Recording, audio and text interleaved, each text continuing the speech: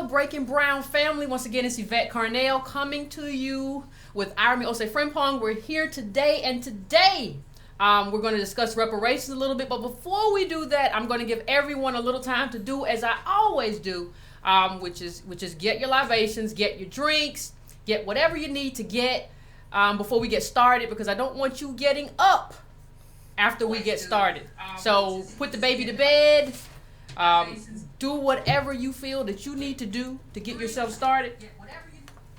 But that's what we're going to do. We're going to talk about reparations today, so I'm going to give you a minute. I'm just going to give you a little while to get yourself together and do what you have to do. While we're doing that, click the like button. As always, you know the drill. If you're watching on Facebook, just go click the like button, click the share button. If you're watching on YouTube, subscribe, click the like button, click the share button. If you're into Twitter, if that's what you do, tweet the video out so people can watch it, people can see it. Let's do that. Before we get started on the actual reparations argument, let's let a few people kind of get in here, take our time, let people come in and do what they got to do. And then we'll get started with the argument itself in terms of, and if all of you want to know why we're getting set up, I want everybody to kind of have an idea of why we're having this discussion. Earlier this week, I don't know if you all were paying attention or if you were following my Facebook, but early this week there was an article that I shared from the Atlanta Black Star about reparations. There was an article that I shared about reparations, and we brought that article up right there. That's the article that I shared. That was an article by, I believe, David Love about reparations, and it was an article that was based on a Ta-Nehisi Coates article, okay, in which he interviewed Barack Obama, and Barack Obama listed, kind of remarkably, the impediments or the things that stood in the way of reparations in this country. And what was so remarkable to me was to have the first black president sort of argue in that way against reparations. It was almost like you had a white president arguing against reparations. He even said, well, theoretically, we could say that the wealth gap was caused because of slavery. And I put the article up because I wanted to discuss it. And I wanted to discuss, and I thought what I thought was going to happen. I thought we would have a lot of black people on my page talking about how, Obama's wrong. There is a case for reparations. And we had a lot of that. But a lot of what we also had was a lot of black people making excuses for why reparations was never going to be a possibility. And so what I realized at that moment is that we are part of the problem. Like, part of the problem in terms of the reparations conversation that we're having is black people aren't having the conversation that needs to be had, or are incapable of having the conversation that needs to be had. So when you look at that, you have to ask yourself, why are so many of us having a conversation that is not beneficial to the whole? Why are so many of us having a reparations conversation that doesn't bear any resemblance to the truth of the consequence of blackness in this country? And so the one thing that I came back to is that I think because normally we don't talk in numbers in terms of being a community, the real problem is that we don't really understand the consequence. That we don't really understand the consequence of being or having your people be enslaved during a period where other groups were amassing enormous sums of money that could be passed down as legacy. Let's be clear, they were amassing them on our backs. It's not like they were amassing them over there while we were slaving over here. But I think you have to be even more clear than, like, what does on our backs mean? Like, people, like, when you say on our back, people think you mean, like, yes, it was only the labor. Like, it was slave labor. And so they didn't pay these people. But that's something that black people can kind of say, well, I can get over it. They didn't get paid and we can move on. But I think what you have to understand, there's an important book, if you haven't picked it up, to pick it up, Outliers. And Outliers really talks about, really puts a dagger in a lot of myths in terms of wealth creation, right? And one of the things it shows, like, if you look at the book, one of the things it shows, it lists the richest people ever.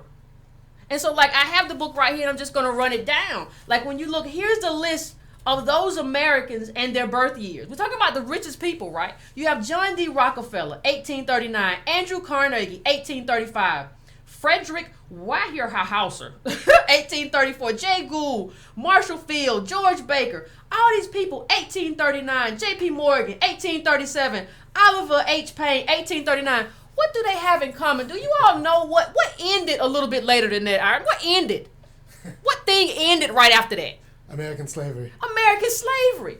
So what he says, you have to understand what was broken down in the book Outliers. It's that so much of what happens to you in your life and what you achieve and what you don't achieve is because of how lucky you are in your life, in the period, the window that you come of age.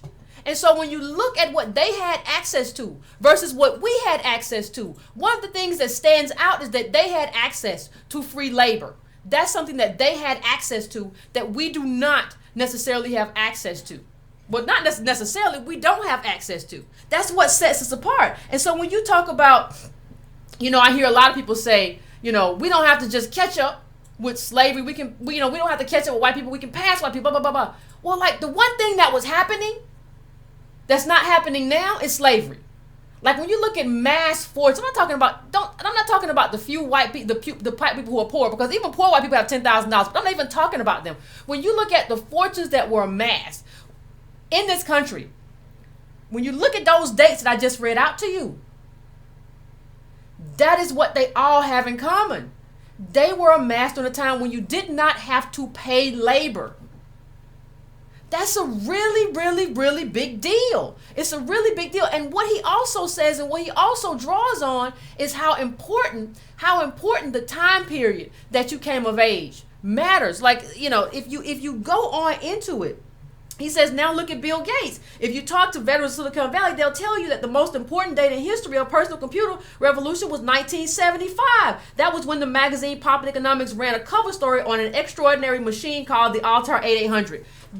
That has nothing to do with slavery. But what I'm telling you is that there are windows, and those windows are always opening and shutting. And so what you're telling me is that when the largest amounts of wealth were gathered in this country, we were in shackles.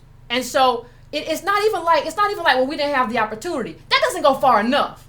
We were the tool that they used to get their opportunity. It's not even that we didn't have the opportunity. We were the tools that other people used to get the opportunity. Good point. You can't go back in time. You can't go back in time and get that one opportunity back. I'm not saying you can't do well for yourself and can't start a business, because people say, oh my God, here Yvette go talking negative about business. I'm not saying you can't start a business, do well for yourself, but you can't be J.P. Morgan right now. You can't do that, because all these people were making money off of slave labor or cheap labor. Even after slavery ended, we had slavery by another name, which was peonage. That didn't end until the 1940s. So you have this whole span of time where people were getting labor that was free. And if it wasn't free, it was almost free. Now, I'm in Atlanta right now. So you're telling me that your young black son or daughter has a very small chance of becoming Ted Turner? Small is just kind of and I'm not trying. Like, we're not making land in America anymore. So like, no. And let me just put this next clip up, because there's something else that he said that Obama said about, well, it's just kind of hard to make this happen. Look at what's happening. Look at what's happening right here. Look in terms of what's going now. Everybody, reparations is something that has happened throughout the years. It's going to continue to happen. Okay, it's nothing complicated. And even if we're saying it's complicated, John Conyers has a bill right now that we can study it and try to figure out, how best to allocate resources to the descendants of slaves. It's not happening in this country because there's not a will to do it. Now, you may say to me, well, during the time, what does this mean, Yvette, that during the time that all this stuff went down, what does it mean that we didn't have access to this stuff? Well, it means the promise of America, the promise of what it meant to be an American. The promise of America during that period. We all talk about America as if we were here the same way. We weren't here the same way. America's a great big place. Land was cheap in America. Land was very cheap in America. But there was one thing. There was one thing that made, and we're going to go to a clip in just 1 second. There was one thing that made land much more expensive. And I'm going to allow Thomas Piketty. Thomas Piketty wrote Capital in the 21st Century. If you haven't read that book, if you haven't picked it up and at least going through it, you should do it, or at least watch some of his videos on YouTube. He's in this clip, he breaks down exactly what made land worth more and what that meant in terms of America. So if you could hit that clip for me, we're going. That's one of the things for which history can be useful. So let me also mention very quickly some of the particular features of capital and inequality in the United States of America. And let me say, inequality in America has a different structure as in Europe. And this was already like this in the 19th century, where you have, as we like to say, the land of opportunity. Capital accumulated in the past matters less than Europe, partly because of perpetual population growth, which is in a way to reduce the level of inherited wealth. And at the same time, this is the land of slavery, which is in a way the most extreme form of property relation. And I just finished yesterday reading Sven's book, and I regret that I couldn't read it before when I wrote my book. But certainly, the importance of slavery. We all know after Sven's book, the importance it had in the development of capitalism in this country and in global history as well. I try also in my book to illustrate this in the following manner. If you look at the total value of wealth, say in Britain in the 18th century, you have very high ratio of wealth to income. If you look in the US, so this is with the same scale, you can see that the ratio is much lower, in particular because the value of agricultural land is much lower. Okay, so land prices are very low in the US in the 19th century. We all know this. Tocqueville wrote about this, and Tocqueville thought this was, one of the origin of the democratic spirit of America, was that everybody could own land and everybody can access land. So if you just own land, you cannot be very rich because there is so much land that the price of land is very small. And generally speaking, the total value of everything there is to own in the country is not very high. So you cannot be very rich just by owning land, or you need to own a lot of land. But of course, if you have the clever idea to own not only the land, but also the people who work on the land, then you can manage to be a lot richer. So here, this is the value of slaves, the market value of slaves at that time, and then you get to wealth to income ratios that are much closer to the European level in the 19th century, with of course big variation between the south of the US and the north of the US. So that's why, the US is at the same time in the north, the place where wealth accumulated in the past is not very important, in particular because the value of agricultural land is very cheap. Whereas in the south, the slaves basically more than compensate for the lower value of the land, and this corresponds to an inequality structure and a structure of domination based on property, which in many ways is much more violent than what you have in old Europe. Anyway, that's one of the things. So what is Piketty saying? What is he saying? He's saying, well, no. He's saying that the way you made this property valuable was through slaves. Like he said, if you were clever, the way you made it valuable was through slaves. And so what you had was people. You had this country giving away land, and then people making it valuable by putting slaves on that land. And so for you to say, well, I don't need it, that's like you believing, well, I'm gonna have some white slaves next week. Like, so I don't need it because I'm gonna have my own slaves next week. No. That's not the way any of this works. That's not the way legacy works. It's not the way generational wealth works. It's not the way any of this. It's not the way any of this works. Right. It's important to remember that generational wealth and generational poverty are real. Old money is a lot of money in America. People don't understand that generational wealth is how you build wealth. We talk a lot about the stock market. That's generational wealth. And just like there's generational wealth in the system, there's generational poverty.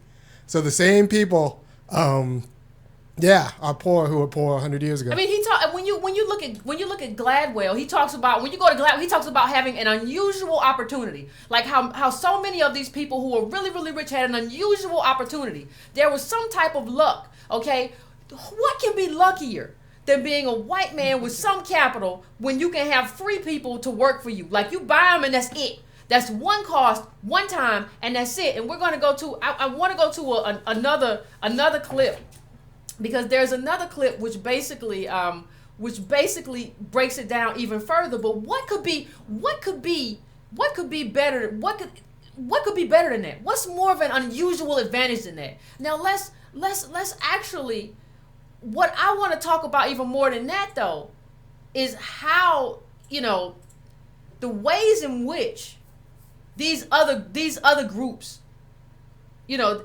whether it's the JP Morgans or whatever, how they actually didn't just make money off the free labor. They put together other instruments to make money off of African slaves. That it wasn't just about, I have you on my land, you work for free. It's not as if that's not enough, but there was other stuff. So go to that next clip. We can put up a quick thing about how they were taking out insurance on slaves, and they were getting paid on that. That's one more thing. That's one more thing. That's just one more thing that they did in terms of how they were using their slave labor.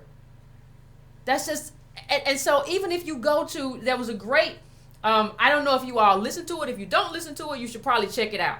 But there's a great podcast, New Books in African American Studies, and you can get the podcast free on iTunes. But there's a good conversation about a whole lot of people on there. But one of them is the, what I think it is, the half never told. Put that up for me. Put the book up. Okay, you got to get that book. It's a good book. You got to get that book to understand how slavery built everything that we have in this country. How slavery built capitalism. And it didn't just build capitalism by free labor. It's not like I'm saying that that's not enough. But it didn't just build capitalism by free labor. We're talking about, I saw somebody on TV a while ago that said, it takes 3 occupations to it takes 3 generations to build an occupation. I'm sorry, it takes 3 generations to build an occupation. I want you to think about that. I saw a coach, I think it was a Redskins coach, and I was looking at his bio, and it said something like, that's what his daddy did. Like, his daddy was a coach. And so he's a coach. But we don't ever delve into that and be like, well, what'd your daddy do? Like, we just like, man, he my age. He a coach. I should be a coach. He my age. Like, how come I'm not a coach? And you feel bad about yourself. No, it's not about that. It's about the fact that he had a daddy who could show him what he was doing right and what he was doing wrong. He had a daddy who could put him in that position. What I'm saying is that having come from slaves puts you at a handicap, and you should, that's all the more reason you should demand what's supposed to come to you. You don't demand what's supposed to come to you because you're asking for a handout, but we'll get to that later. But I want to get to another clip before I get to that clip, but we'll get to that later. What I'm just trying to show you is how everyone made money off slavery. They came up with all kind of derivatives and everything to make money off of black bodies who were doing work for free. That's just what happened. It's not anything that I'm making up. It's not. I mean, I can't think. I can't think when we talk about why the wealthiest people in America are wealthy. We like to tell these stories that don't make sense. We don't look at luck. We don't look at timing. Like, even if you come from a 2-parent household, that's luck. You could have been born into a 1-parent household. You could have been born in Iraq right before the bombs started dropping. That's luck. You didn't have to be born in America. You could have been born somewhere else. You could have been born where they were starting. All of these things are lucky things. If you're born from a family that actually did business, that's luck. If you're born from a family that knows how to count, that knows how to account for money, if you're born from 2 people that know how to work hard and have a good work ethic, once again, so there's by the author, there's another clip. So let me just go on to the next thing. What I really wanted to address tonight is a clip that I don't seem to have, but one of the things that I want to talk to you about. Is it an audio clip or video? It's just an audio clip. Oh, okay. I got it. Just click it. I got it. Yeah, so I really want you to hear this because we talk a lot about derivatives. So I really want you to understand that derivatives are nothing new. Derivatives are nothing new. They use black bodies to create derivatives. Now, this is by Edward Baptist, who was the author of The Have Never Been Told. You should just listen to this. One of the things I discovered in the first book, it's sort of a small part of the first book, and I couldn't actually get people to pay much attention to this at the time, but later, for reasons I'll explain, they got much more interested. One of the things I realized was that, first of all, expanding slavery, which was a process that continued from the 90s right up until 1860, and the desire to expand slavery was actually the proximate cause of the Civil War. Expanding slavery was expensive for the planters, or as I often call them, entrepreneurs who wanted to do it. A young enslaved man cost generally around $1,000, which in terms of the amount of wage labor that could buy you, was something along the order of $250,000 in 2014 dollars. So this is a very expensive investment, about the same as a house in many parts of the U.S. today. Mm-hmm. So how did slave owners do this? Well, they already had property, and so they had collateral, but they needed a cash flow in order to actually, and often a cash flow that was bigger than what they were getting from their crops, in order to make that big capital investment. And it turns out that what they did was they went to big urban centers like London and Amsterdam and Hamburg and New York, Boston to get that money. And in fact, in the 1830s, what they got really good at was creating innovative new financial products that are really very similar to some of the things that have been done on Wall Street since the 1980s. Everything old becomes new again. They, in fact, created a process in which they essentially securitized enslaved people and sold bonds on those worldwide financial markets to raise money, which then they pumped back into their own accounts to buy more slaves. In return, the people who bought the bonds got essentially a slice of the income from individual slaves. One of the things I discovered in the first book. Okay. Understand that once again, that was from the New Books in African American Studies. It's a podcast. I want to since I used that clip, I want to make sure I give them full credit for that. Go and check that out. Subscribe to the podcast. But that was Edward Baptist from The Have Never Been Told. What he's saying is that they use slaves to grow capital. They use slaves, not even in terms of just the labor, but they said, hey, they created like a derivative. We know what derivatives are now. We saw them crash the whole stock market. They created derivatives. That's what they did. To use that to create even more capital for them to do business. That's how they created empires. And you're going to tell me right now, that we don't deserve anything from that. It doesn't make any sense. Now, and that's not the only instrument of capital, the only instrument of finance that they use to create income off of slaves. That's just how it worked. And so what I want to address right now are the things that bother me. When I started this conversation, what I said was there were a number of assertions in that piece. That was the Atlanta Black Star piece that I put up. And there were a number of people who were very sort of negative about the capability or the possibility of African Americans getting reparations. And the one thing that I felt like, if anybody should be in favor of African Americans getting reparations, should be African Americans. And so I wanted to go through piece by piece some of the stuff that I got and some of the pushback that I got in terms of Obama's article. And Obama had an article in terms of what he wrote, in terms of what he told Ta-Nehisi Coates. One of the things he said was, well, what about Latinos and what about Asians who are also poor and will be looking for their piece of the pie? What about them? And nobody said that when we gave the Jewish community, the Holocaust survivors, $12 million. Nobody said that. Nobody brought that up. At all. And that's part of what it means to be a taxpayer. Like, if you decide you want to immigrate to America, if you decide for whatever reason, I'm going to come to America, I think it's the land of opportunity, that's where I want to go, then you get the bill too. There's a lot of stuff that we pay taxes for. There are cleanups and all kind of stuff I pay taxes for that I never had a part in. We bailed out the banks. I didn't do that. I didn't have any part in that.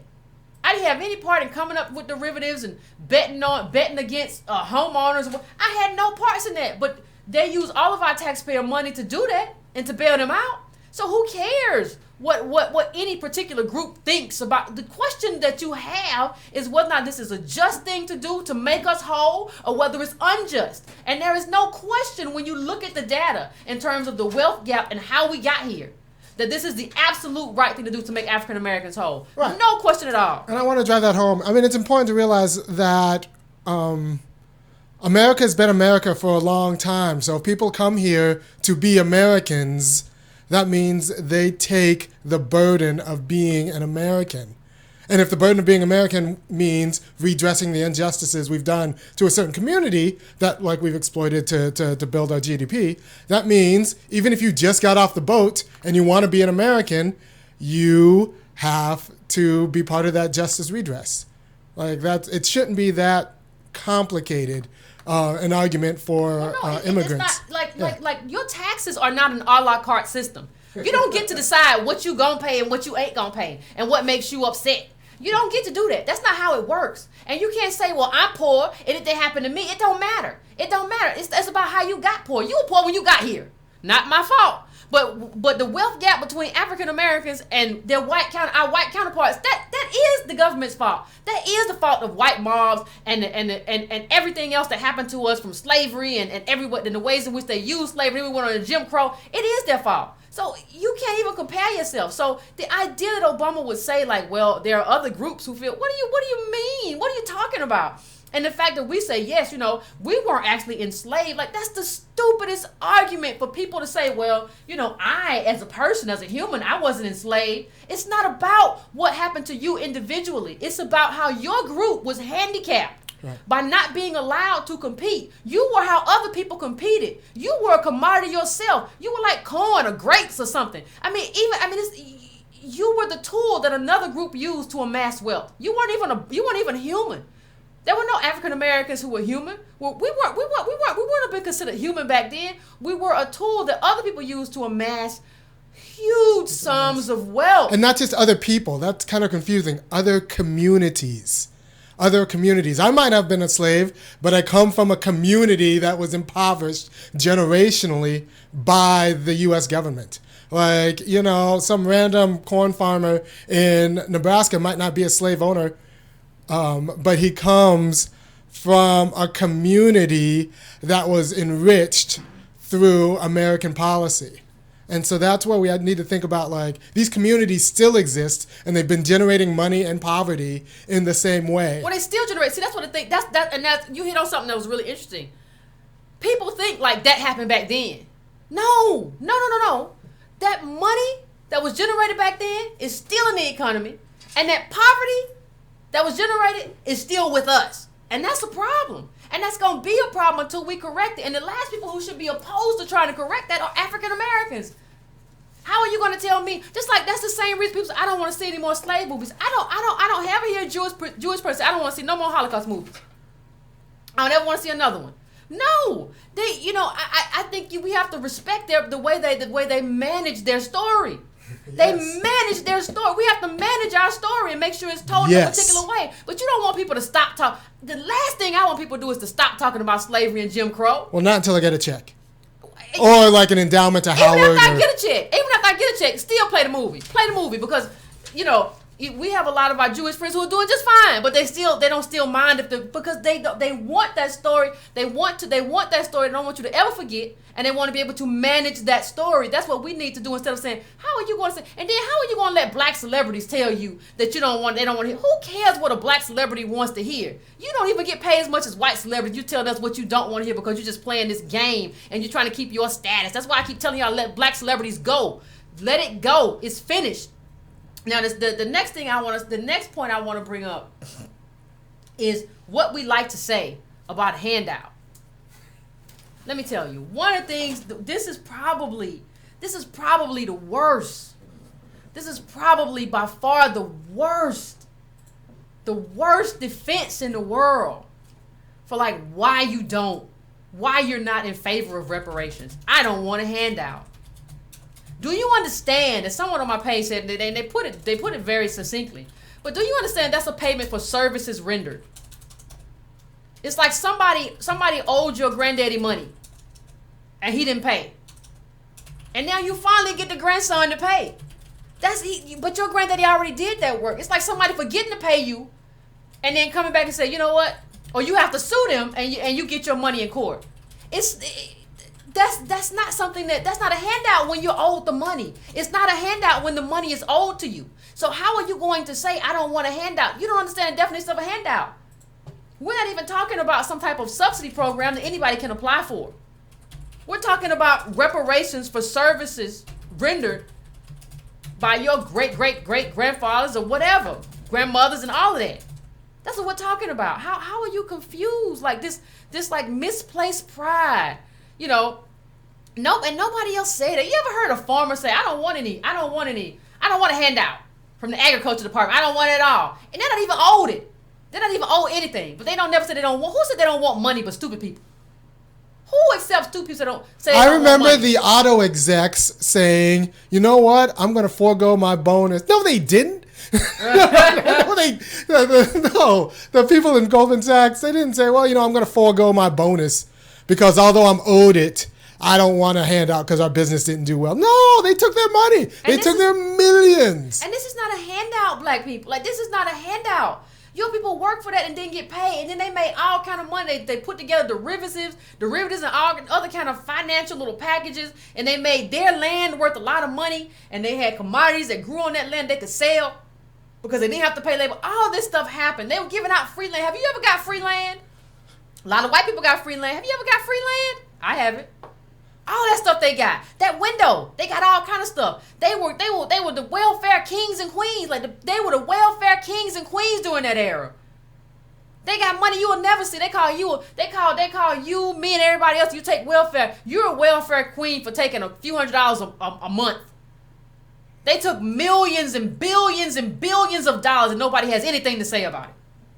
And you stand with them. You ought to be ashamed of yourself. Like people say, what else? What's the other thing I was gonna say? People say, you know, I love the people though. I love the people who have no self-awareness.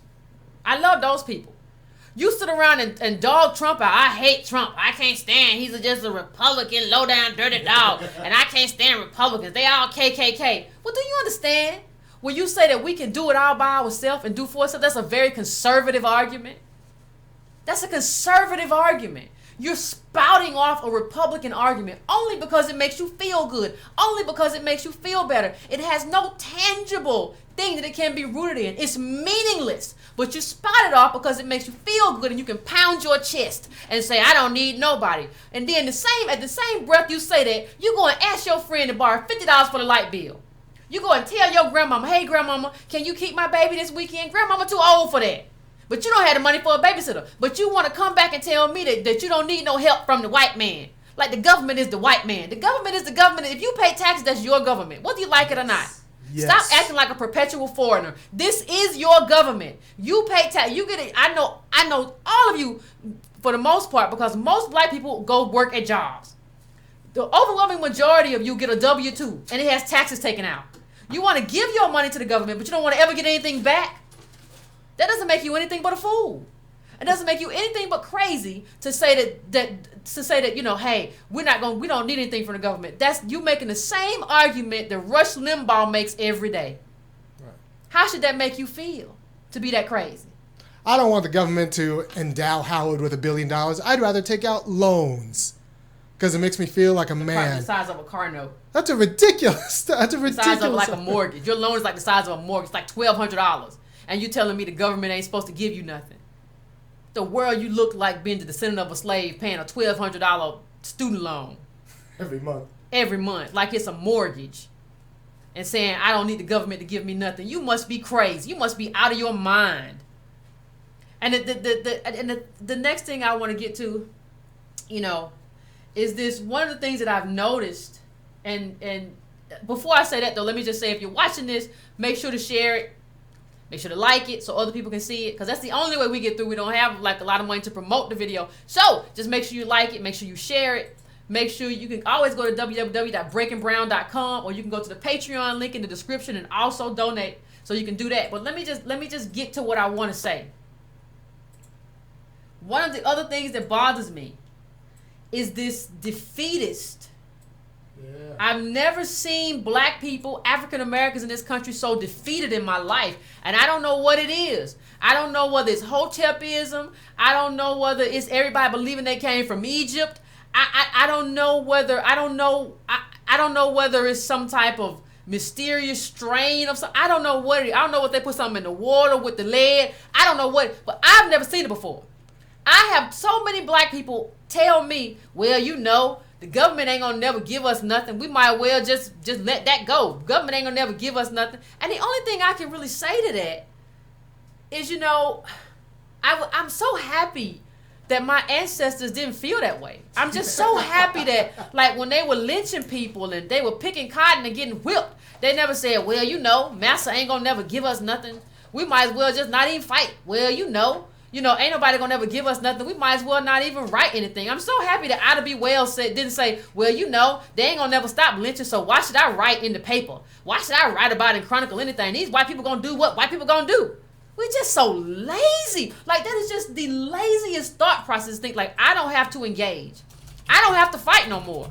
The government's never gonna do anything for me, and I don't have to, and the reason that thought process is so problematic, because it just stops short. You stop short. What you should not be saying is the government's not going to do anything for me. You should be saying the government's not going to do anything for me unless I push it. Yes. The government's not going to do anything for me unless I push in that direction. That's the legacy of everybody that came before you. It's not going to do anything for me unless I push in that direction. And it's certainly not going to do anything for me if I'm not willing to make a sacrifice. We have a lot of people that are willing to make a sacrifice. But you want to watch, you want to debate me and scroll through your Instagram all day and watch Love and Hip Hop and do all this stuff and still come to me and tell me what the government ain't going to do. I'm going to tell you right now, and this is just an aside, you can't have a conversation with me. If that's what you do in your spare time and you're not willing to at least take some time out of your day and read an article or watch a YouTube video. You watch all kind of other stuff, all kind of stupid stuff on YouTube. You can't take the time out to kind of look at this and kind of take a step back with everything that black people are going through. Like, that's what you're doing. But we can't have a conversation. But you don't have a right, given where you come from, given where we all come from. You don't have a right to be that much of a lazy coward. You just don't. Like, we can't get anywhere with you just telling us that we can't do this. The government and the white man, I'm going to let do this. It's just, you don't understand. Like, you're just neutralizing black politics. Yeah, how are you doing? How do people, why does people have so much authority over what's politically possible? So we know this is right. We know this is right. We can do the numbers. We know this is right. We know we owe this money. But now some people are thinking that it's not politically possible, like they have that kind of authority. Good thing. And like Trump just proved that anything is politically possible. Everybody said he wasn't going to get elected. Same people who said we can't get reparations said, oh, Trump will never win. Yeah, they fell out laughing. Somebody, remember when the this week, and somebody, I forget the black congressman's name. Oh, Ellison. Keith Ellison was like, Keith Ellison said, well, I think he might, and then, you don't know what he's talking about. He's so stupid. Look what happened. Anything is possible, but not if you just gonna sit around and talk about how it's not possible. Like, who needs you on their team? Like, why do I need a team like that? Just the white man. I don't know when the government just became the white man. It's a lot of black people in the Congressional Black Caucus. You got a black man in the White House, and you talking about the white man ain't gonna never give us nothing. I think it's something wrong with you. Like, you ever thought about that maybe you the problem? Have you ever considered that? Honestly, I think it's much more likely to get reparations than a lot of like random communities thinking that each one of their cousins is going to be a millionaire ball player or something like that. Like, this is politically possible. We can organize for this. Doesn't cost that much money. Just a little bit of thought and time. Whereas, like, we can't print money, for economic stability. We can organize for this. But we'd rather watch LeBron James carry around sacks of money as if, like, that's how it goes down. Like, generational wealth is usually passed down. It's not something that you get from a ball player. It's not something that just falls in your lap. You see people pass it down through knowledge too. I know black people who are business people, but not because of necessarily something that they just developed overnight in themselves. They had parents who maybe ran a little small thing and passed that knowledge down to them, and they used that as best they could to grow something bigger. Maybe this bought is a house. Generational knowledge. Right. Maybe bought a house and set them up with a trade. Maybe pay for a little bit of their college. And that's still generational. That's still generational. That's still something generational that you're passing down. You had good parents who had a solid foundation. They passed you down something meaningful. Understand that stuff matters. Understand how much it matters. And when you go to the next thing, let me just say this. One of the things that also bothers me, and it is like, I remember when Bernie Sanders said it wasn't feasible for reparations. And I understand that for him. Right. For him to say that, I understand that. That's not something we should say.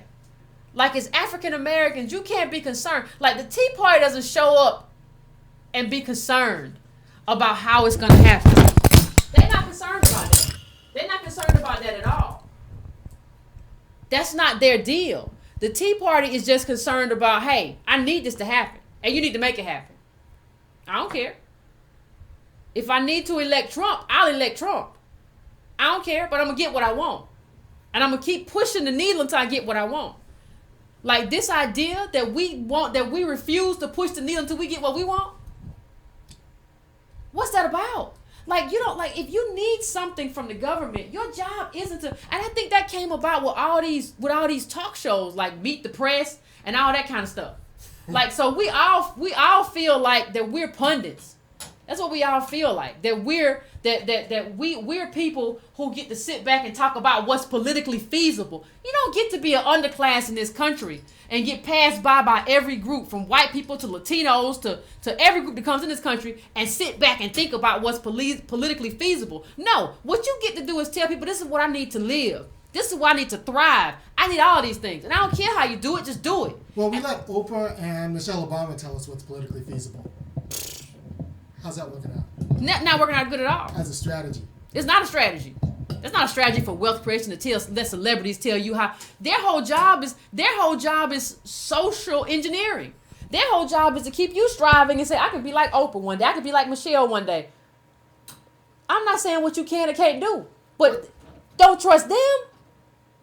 It doesn't make any sense.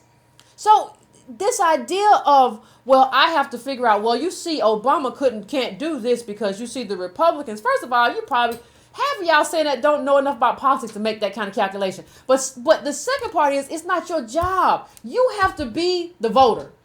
And what I mean by you have to be the voter, you're not Chuck Todd. You're not the people on Meet the Press. That's not your job. That's not who you are. Your job is to be the voter, be the electorate. That's your job. Your job is to tell people what you want and to say, I'm not voting for you until you give me what I want.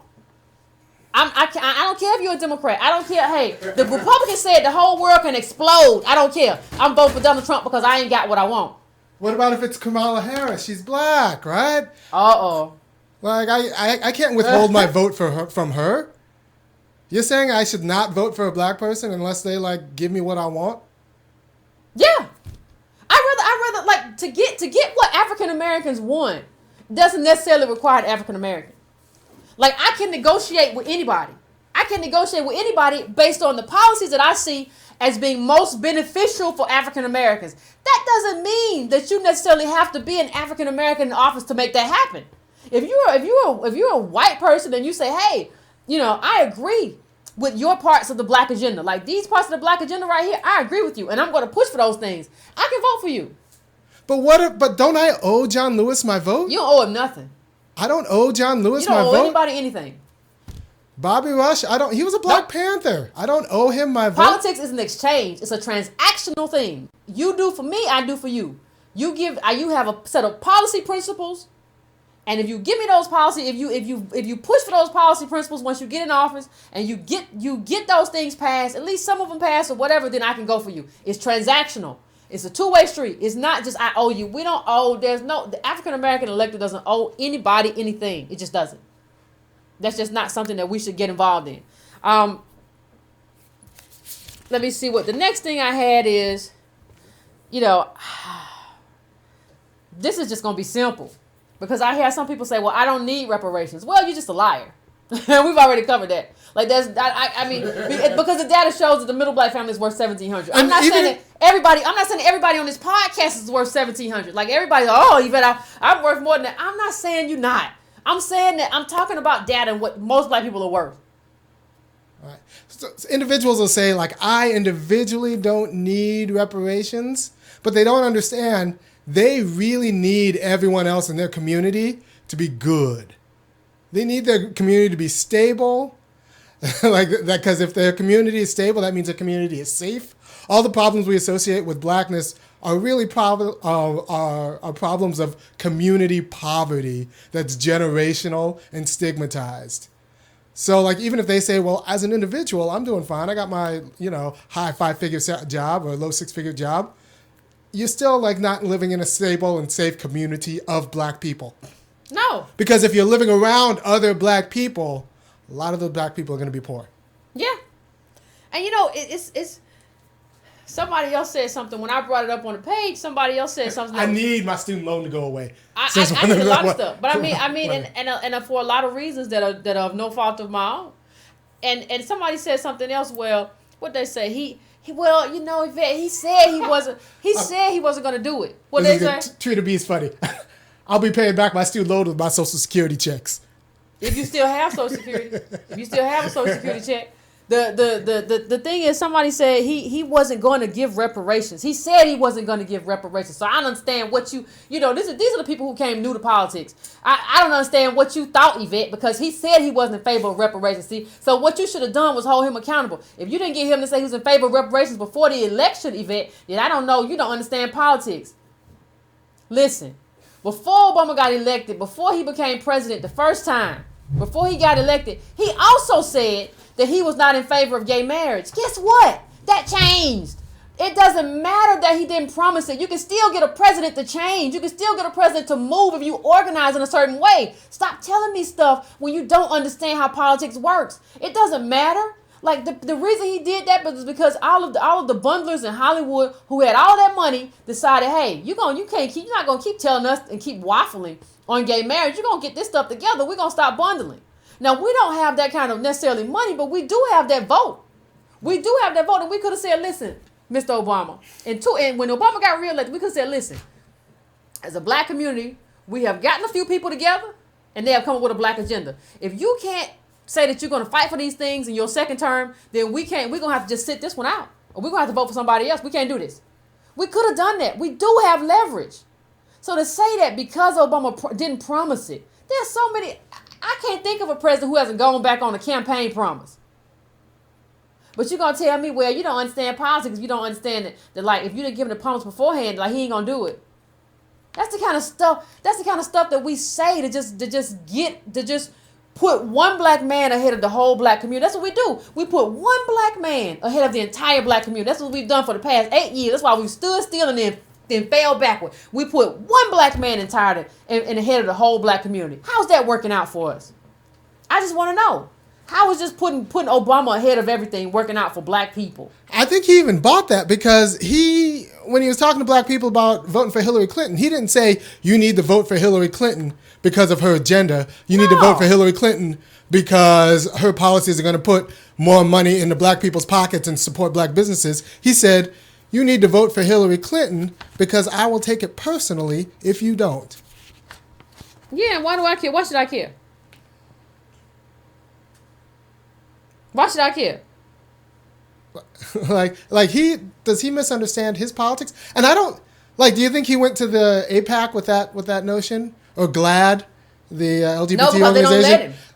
They don't let him. I need you to come out with Hillary Clinton or I'll take it personally about my legacy. And I was so happy. I'm so sorry. But that's one of the things that made me so happy that black people didn't do that. The black people didn't say, oh, Obama's going to be mad if we don't come. Don't nobody care, Obama. Don't nobody care. Everybody, people can see now that you didn't do it. Any people who came out for Hillary really thought that she would be, she's better than Trump or whatever. They didn't come out for you. They came out because they thought she was a better choice. I may not necessarily, I may disagree with vote for Hillary, whatever. But they didn't come out for you. Don't nobody care about you, Barack. I ain't even going to call you President Obama no more, Barack. Don't nobody care, Barry. Or what you got to say or what you think. Like, we know that you weren't ever really down for us talking about theoretically we can explain the wealth gap with everything that happened to black people from slavery to Jim Crow to getting lynched theoretically. Man, go on. You, Kamala Harris, all of y'all can go on. Nobody's interested. Like, sometimes I think Barack Obama is an awful thing that happened to us, and I really wish he hadn't happened. But sometimes I'm like, maybe this is a teachable moment that you can really understand it. Like, look, this was really awful. Like, we really failed for something that we shouldn't have fallen for. All right. So Cal Lowe says something very interesting, and it comes up again and again and again when we talk about black politics. He says, we need to unite. We need to unite. That's a problem. That's problematic because we can't unite unless we get on the right page. And if you're not on the right page, even if you're black, I'm not uniting with you. Like, unless your first priority is getting money into black people's politics or getting money into black people's pockets and black people's communities, I'm not going to unite with you. We can talk. we might be able to work out a deal, but there is no unity under that order of domination. Like, no, I'm not in favor of uniting, right? I'm not like, I think African Americans have to unite. I agree with that, but I think under what? Under what banner? Under what? At first, the first and thing, not just blackness. It can't just be black skin. No, I know it has to be African Americans. I'm not you, and I get a lot of flack about this, but I'm not uniting under some banner of Pan-Africanism. I'm not. Because we've been doing that for a long time, and black people in this country are just on the bottom, and that's just keep happening. People come up here and climb over and climb on top and say, excuse me for stepping on your shoulder. Let me get up here. I don't need nobody else stepping on my shoulder. The first thing we need to unite about is that African Americans are our number one priority. Other African Americans, that doesn't mean I can't align or have alliances with anybody. That doesn't mean that at all. I can. But it means that my number one priority in terms of what I do and how I see things, my number one priority is other African Americans. I don't see why that's a problem. I don't see why that's complicated. But every time I have a conversation about say, oh, Yvette, you're being divisive. Wait a minute. How am I being divisive? I'm just saying that we have a specific group in this country that has a specific claim that no other group can have. We were the descendants of chattel slaves and slaveholders and all of that, and we have a specific claim in this country. Everybody doesn't have that claim. How is that offensive unless you're trying to steal from me? Unless you're trying to dilute my claim, how is that offensive to you in any way? I don't understand that.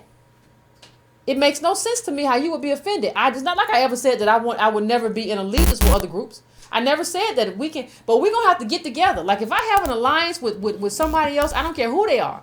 When I get together with you, you're gonna tell me what you can do for me before I tell you what I can do for you. Right. It's not going to be just Yvette, you get African Americans together and y'all come out here. No. When they were doing affirmative action, everybody benefits from affirmative action. And I don't like that. I think African Americans should get number one priority when it comes to affirmative action. But that's not the way it's going. But when they do that at the Supreme Court and they gut affirmative action, I don't see everybody show up and protest.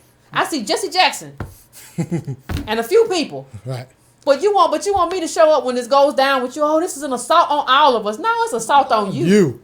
It's assault on you. And let's be honest, at this point in time, I think it's our right. We've earned the right to ask them to go first. Go first. Go first. Go first. Like white women, go first. Trump. People say they're going to protest Trump. Well, get on out there then. I ain't going out there with you. Well, black people been through enough. Ain't you tired of getting your ass kicked? Like, I'm for nothing. I mean, just you always the first one on the front lines. Like, why can't we take up the rear every now and again?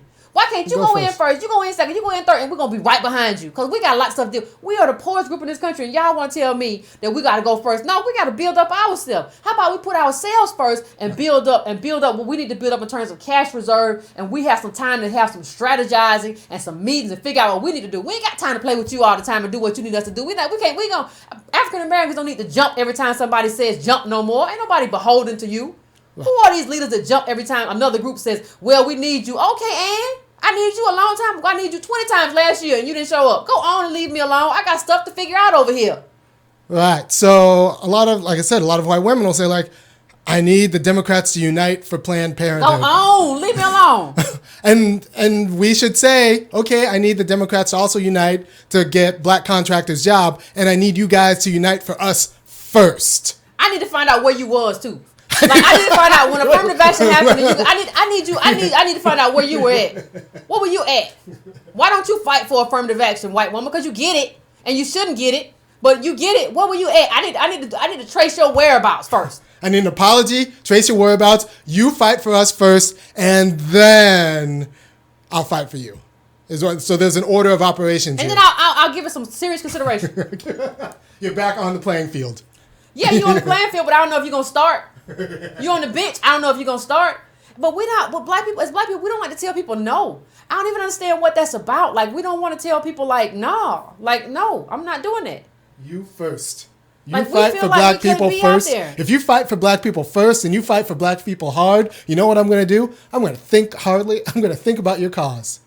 Yeah, I'm gonna really put some serious thought into that. I'm gonna really put some serious thought into that. Leave me a plan. Leave me what your plan is. Yeah. Just leave it on the table. Don't expect no answer. Right. Go on and walk out. But Because that's what you would have done to me. That's the ante. Just to get in the game, I need to see you fighting for black people and getting money into black people. White people don't have no problem telling you no. I ain't never met a white person had a problem telling me no. But we have a problem telling this no. Yeah, well, this is we all in together, and this is the new black. Everything the new black. Everything from LGBT rights, Latino rights, everything the new black. Ain't no new black. Ain't no new African American struggle. Ain't no new civil rights. This is the new civil rights movement. Because it's not the same thing. People are like, well, it does have civil rights. It contains part of the civil rights. You know, that's not what you're saying. You know, you're trying to co-opt something that don't belong to you. You're going to build your own struggle. Let's see how it works out. Go out there now and get hosed with water hose and get beat up and do all that stuff. Then you have your own struggle. Now, if you want something from me, you got to tell me, Yvette, here's what I got for you. I'm going to do this for you, and then I need y'all to help me with this. Okay, you first. You first. That's just how I feel. Ooh, we got calls. Okay. Let's take a call. All right. Well, let me, you got a green light there? Yep. Ooh, okay. Oh, I gave myself a headache. I think this is one of my favorite women from Chicago. Let me see. All right. Look, Carl, you're on the air. Hello?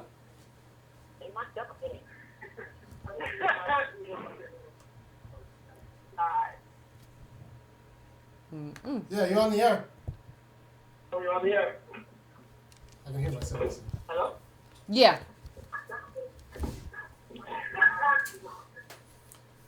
I know she's listening to us. Hello? I think they don't know which number they are. Oh, okay. So you have to probably give them You numbers. call us 6. You're on the air. Yeah. Hello? Hello? Turn off your. All right, we're gonna drop this. Okay.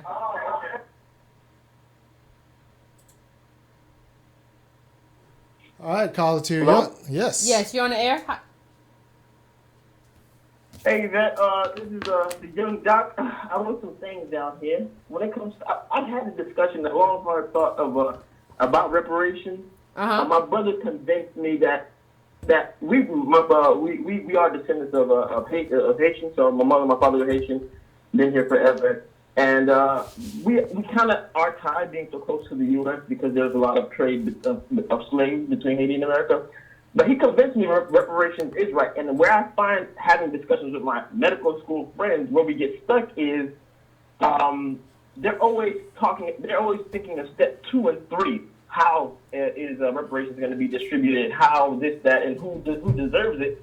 And I feel like there isn't even an argument as to whether it should be approved. Because everybody agrees with, I think our motive shouldn't be, right now, shouldn't be on how it should be exercised, but whether it should be agreed. And if it's agreed upon, we should exercise movement on how to get it agreed upon. We can always worry about the details after it's been approved. You see, the ACA was agreed upon before anything was set in stone, and they made many mistakes in the beginning. They could pass a $1 trillion or $1 billion law and make mistakes, but when reparations is in the topic of conversation, we need exacts. We need to know who's exactly going to. Why is it always an exact thing for African Americans?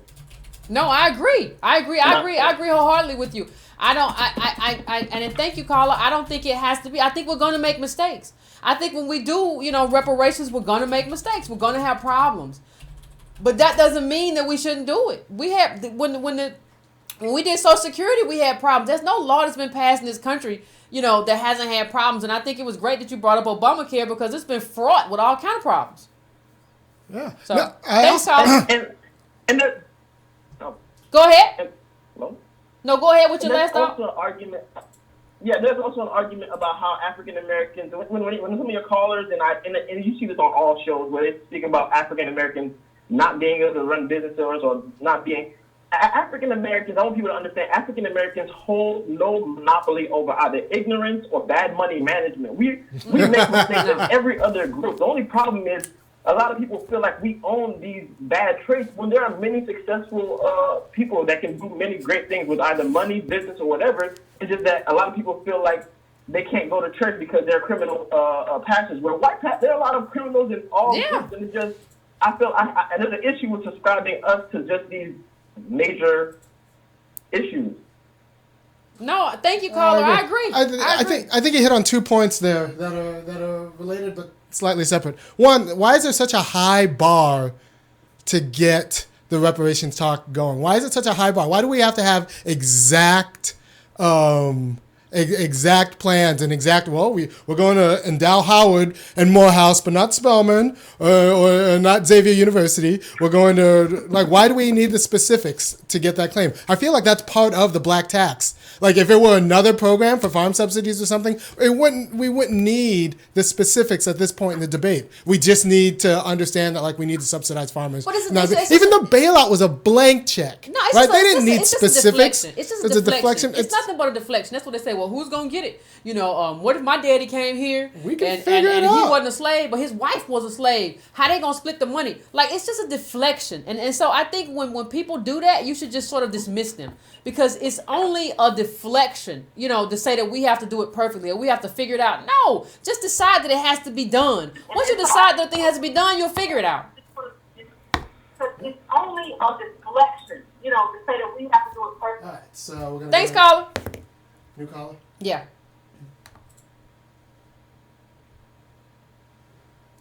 Caller 4, you're on the air.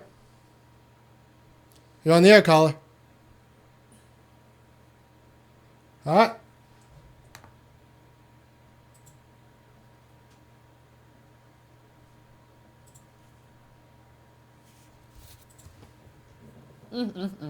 Okay, caller, you're on the air. Hello. Hello. Hello. Hello? Yes. Yvette? Yes. Irony? Yes. Hi, this is Stacy from Freeport. Hey, Stacey. Hey, just a great show again. I think anyone who's calling in should always be thinking about the number one question that you have posed. How is whatever we're doing going to put money in the hands of black people? Yes, that's the How's it going to question. put money in the pockets? And for me, I need reparations. I would like to have my 40 acres and a pickup truck. The mule is probably not going to help me right now, but I wouldn't mind having that. Thank you so much for introducing me to Tommy Curry. He's amazing. He is amazing. He is amazing. He is. And he predicted that Donald Trump, in May of last year, he predicted forcefully that Donald Trump would be president, and he explained exactly why, and it came to pass exactly the way he said it. Isn't it something that people like Tommy Curry are not on TV? Like people like Irony predicted it too, but isn't it something like the people who were telling you that there was no way that Donald Trump was going to be president? Like those people don't get on TV. But everybody who's wrong is on TV and is white is still on TV. Yeah, Jonathan Capehart's black. I don't think he. Have you seen? I ain't seen him in a minute. Jonathan Capehart's gone. He's in a ditch somewhere. Go ahead, Stacey. I'm sorry. I wouldn't have known who he was had you not brought it out in the show. I just went on YouTube and I said, how could I have missed this man? Right. All right. So for everyone to be clear, Tommy Curry is a professor at Texas A&M. He's a wonderful mind, and a wonderful man. So he's got a great talk. If you go on YouTube, tomorrow after you're done watching the show.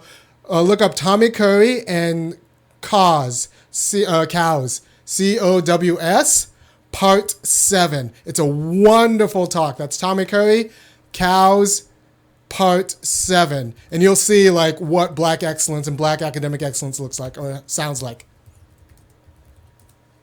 He needs to do more. We need to hear more of that voice, just like yours.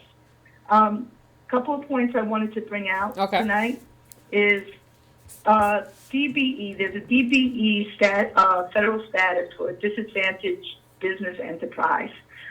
It would be, I mean, so many people can fit into that group, but it would be nice if we could really narrow it down to indigenous people, black people who are descendants of slaves, and those who are disabled, and basically forget the rest. But that's another story. Veterans have their own category.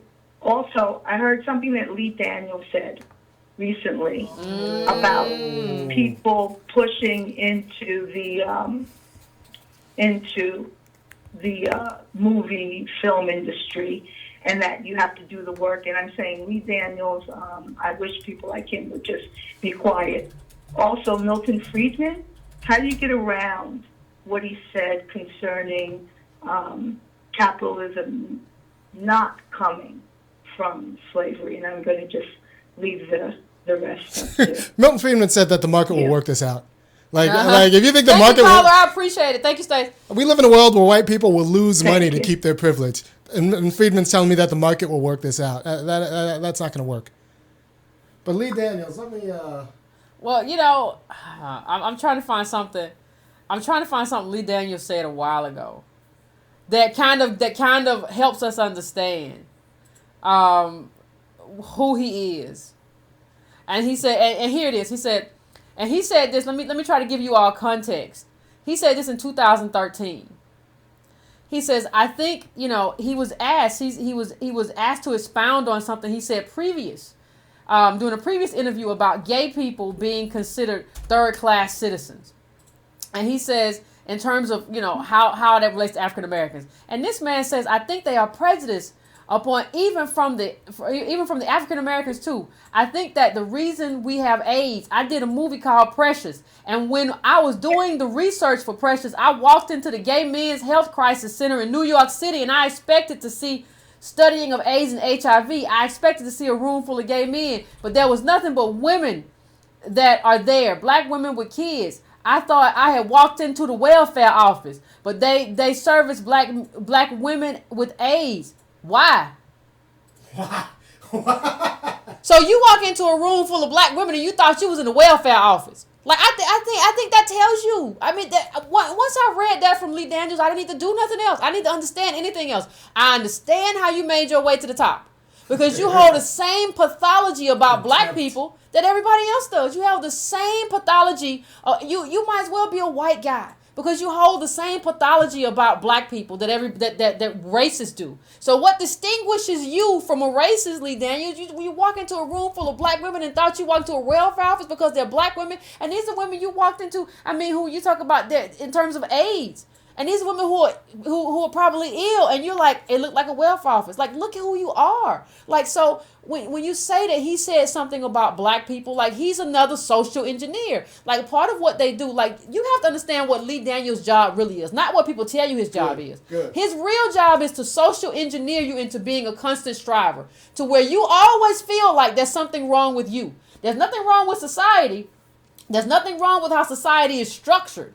Something is wrong with you. And when he says, well, black actors just do the work, he's telling you again, there's nothing wrong with the way the system is structured. There's something wrong with you. And a black man who says that and says these kinds of things about black people is very detrimental. I didn't know she was going to bring this up. He's detrimental to the black community. Yeah. It's very good for Lee Daniels. It's very good for him as an individual.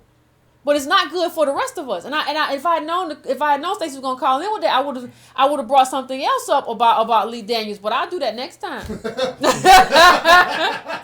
Oh, gonna tease the people a little bit. Yes, you gotta keep watching. All right, we got calls. Keep going. Yeah, keep going. All right. Caller. Caller 8, you're on the air. Yeah, Yes, about the reparations and not having a plan on who gets it and what you're going to do with it. Yes. It's going to wind up just like affirmative action. That's why you need an outline. You don't need exact details, but you do need an outline. Affirmative action was pretty good for a few years. Is Ronda Rousey going to get reparations? Ronda Rousey. But she's a white woman. Like, how would you think she's going to get the reparations? We can do it institutionally. But let's be clear. Affirmative action worked for a stretch. It got a lot of black people, a lot of black contracts. It's still working. We keep it. It's working for white women. It worked. It worked pretty well from 1970 to 1992. Yeah, and the reason is that it's not working now is because everybody gets except white men. It work for black men and women. Yeah.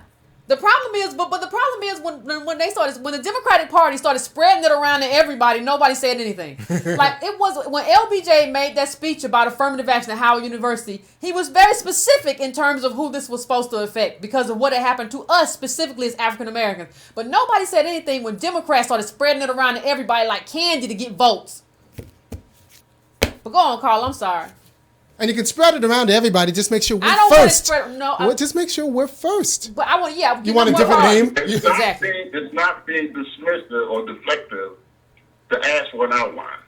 An outline. All right. I want. That's what the bill is about. The bill that Conyers has is like, let's research this. Let's see how we can best distribute this. That's what the bill he has says. Why can't we do that?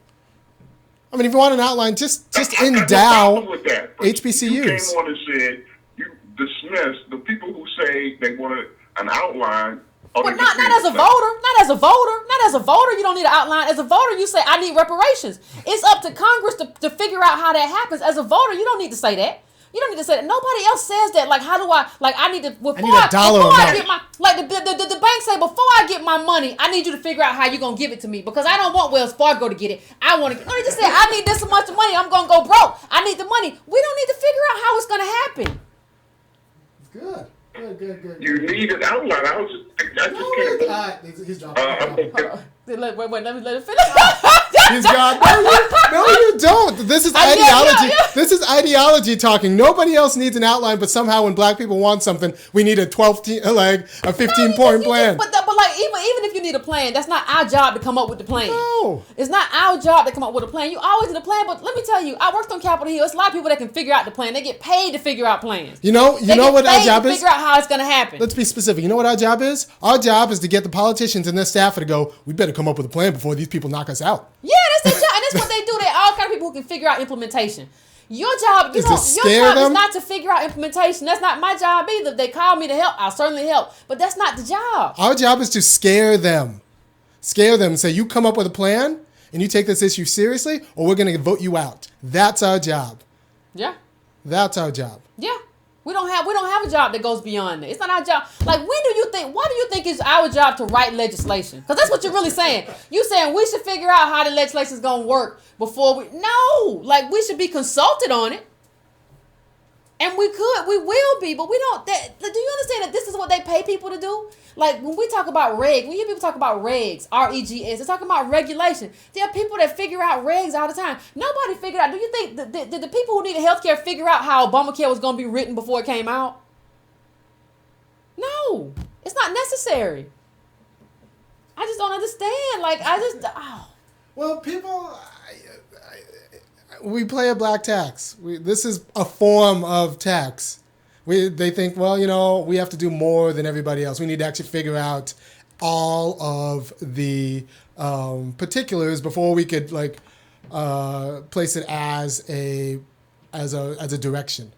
But nobody else has to do that. Nobody else has to do that. Nah, people always say, well, we're mixed up. Yeah, we're mixed up. Look at me. We all mixed up. Descendants of slaves and slaveholders. That don't matter. That don't matter. Because the thing I always tell people, like, well, what if you got white people in your family? They never come to the family reunion. They never gave no generational wealth or whatever. When the white people came up with that stuff that they came up with in terms of African Americanness and what made you African American or whatever. Okay, well, let me abide by that now.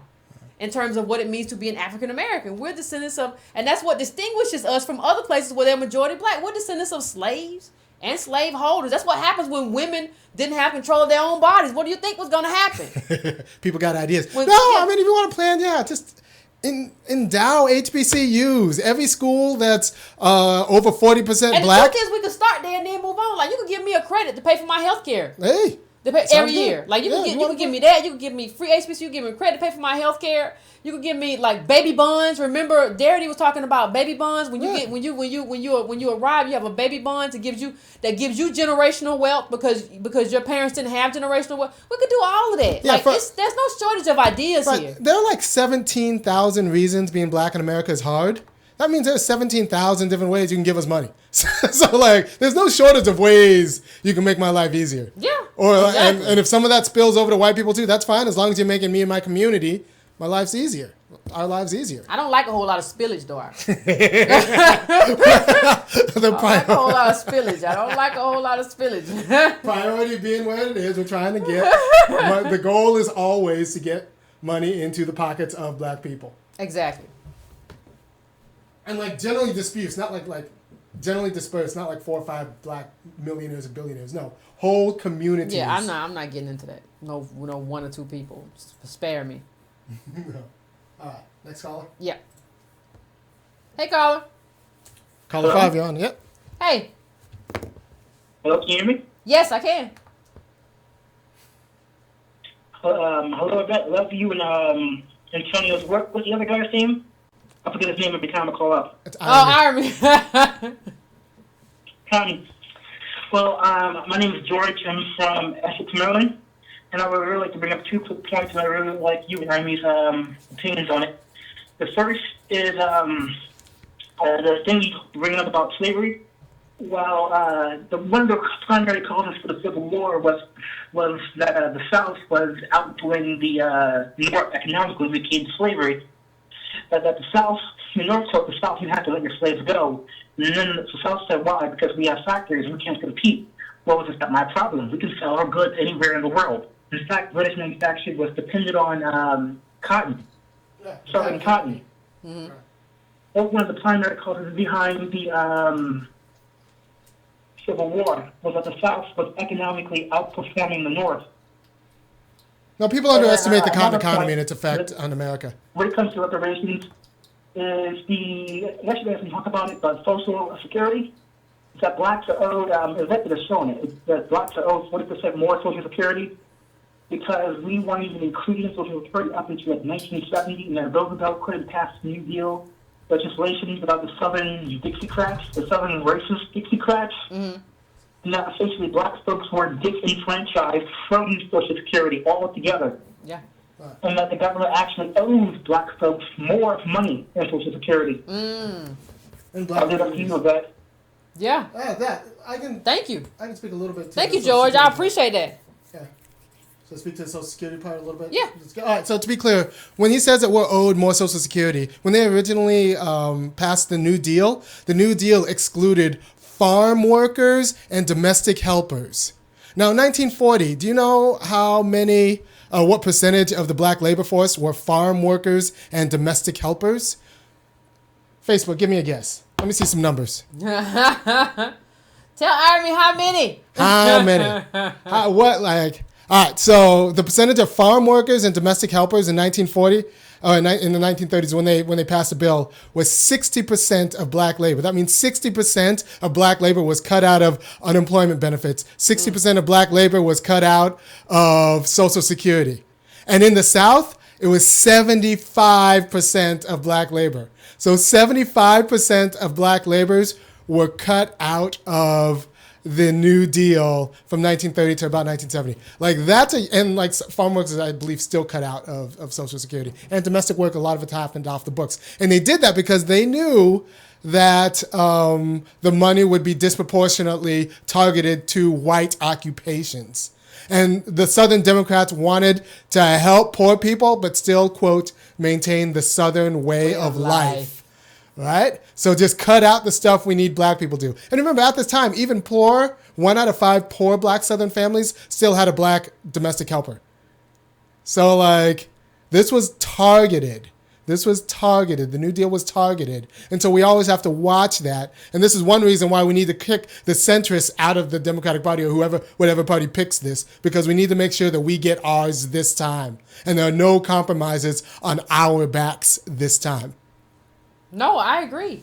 And that you made a good point too in terms of the time that we will cut out. And you know, the book. If you want to read more about that, the book is When Affirmative Action Was White. Yeah, by Ira Katznelson. Ira Katznelson. When affirmative action was white, and it's very interesting. You could make a case then for affirmative action that our Social Security payments should be more than, we should have a 20, 30, however many percentage increase in our Social Security payments when we're elderly because of, how our ancestors were initially cut out. Because you don't know how many of our ancestors suffered during that period. We look back at it now like it's like history. But you don't know how many of our people suffered during that period by not being able to have access to those funds after working as hard as they worked with these scoundrels and these generational racists, wealth, white supremacists and dogs. Right. Like, you don't know how hard. So I think that when you're talking about reparations, remedies, an increased Social Security payment is another thing that we can consider. And I'm not going to stop considering just because, it is what it is. I'm not going to just leave it alone. So, we could take another call. All right, let's do it. Give me a second. Somebody said lifetime tax-free stipend, similar to oil dividend. Yes, that's fine too. I'll take it. Give me all the ways to give black people money. Hello, how you doing? Hello? Yes. Hi, good. This is Paula calling. Hey, Paula. Yes, this is she. I really love talking about reparations because it needs to happen. And it needs to happen soon because I'm getting older. But it needs to happen. Another thing, I understand what the gentleman was saying as far as talking about a plan, because if we let anybody write this plan, who knows who they may include in this reparation.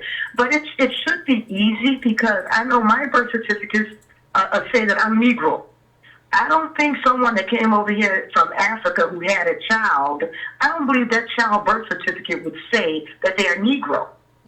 So, so in that sense, that may be easy to identify. Another thing is you nor your parents have immigration papers. If you have immigration papers, you're not a Black American citizen. You're not a Black American, a descendant of slaves. We don't have immigration papers, as far as I know. No, we don't have immigration papers. But I think a lot of us, and not just us, even some of the other blacks who are not Black American descendants of slaves, are a little bit confused. I was reading an article about an individual, and he said that I'm Black, I'm African American, I'm Black American. His father was Jamaican and his mother was Trinidad. I'm like, how are you African American or Black American? And another individual that considered herself Black American, her mother was Asian and her father was Haitian. I'm like, we're confused.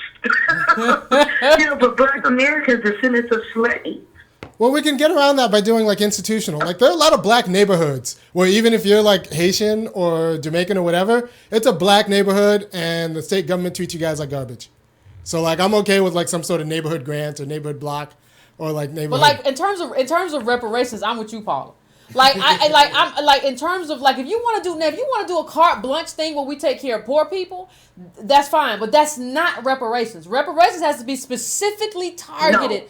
Specifically targeted to the descendants of slaves, and it's really not hard to do that. Or like the places they hang out at, like sharecropper farms. Yeah, I mean, like it's not hard to figure out who came from a slave. Like people make it like it's so difficult. Oh my gosh, so many things happen. No, it's not. If you come from a sharecropper, you got pictures of them somewhere. Now you might have pictures of other poor people, white poor people that came into your family too, but you got pictures of them too. Go ahead, Paul. I'm sorry.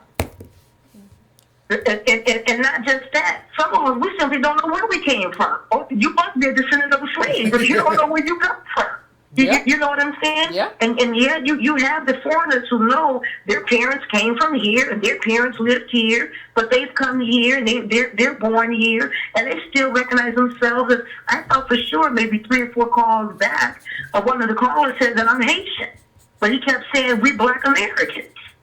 But I'm almost certain he said that his father was Haitian and he was Haitian. Yeah, I think he was an ally. So go ahead, Paula. Go ahead, Paula. I was commenting on the guy you mentioned. Yes, he said he was Haitian, correct? Mm-hmm. I think he said one of his parents was, yes. Right, and even if that's the case, if you have one parent and your one parent is a Black American descendant of slaves, then they get their reparation. That's no problem. If they want to share with their husband, fine.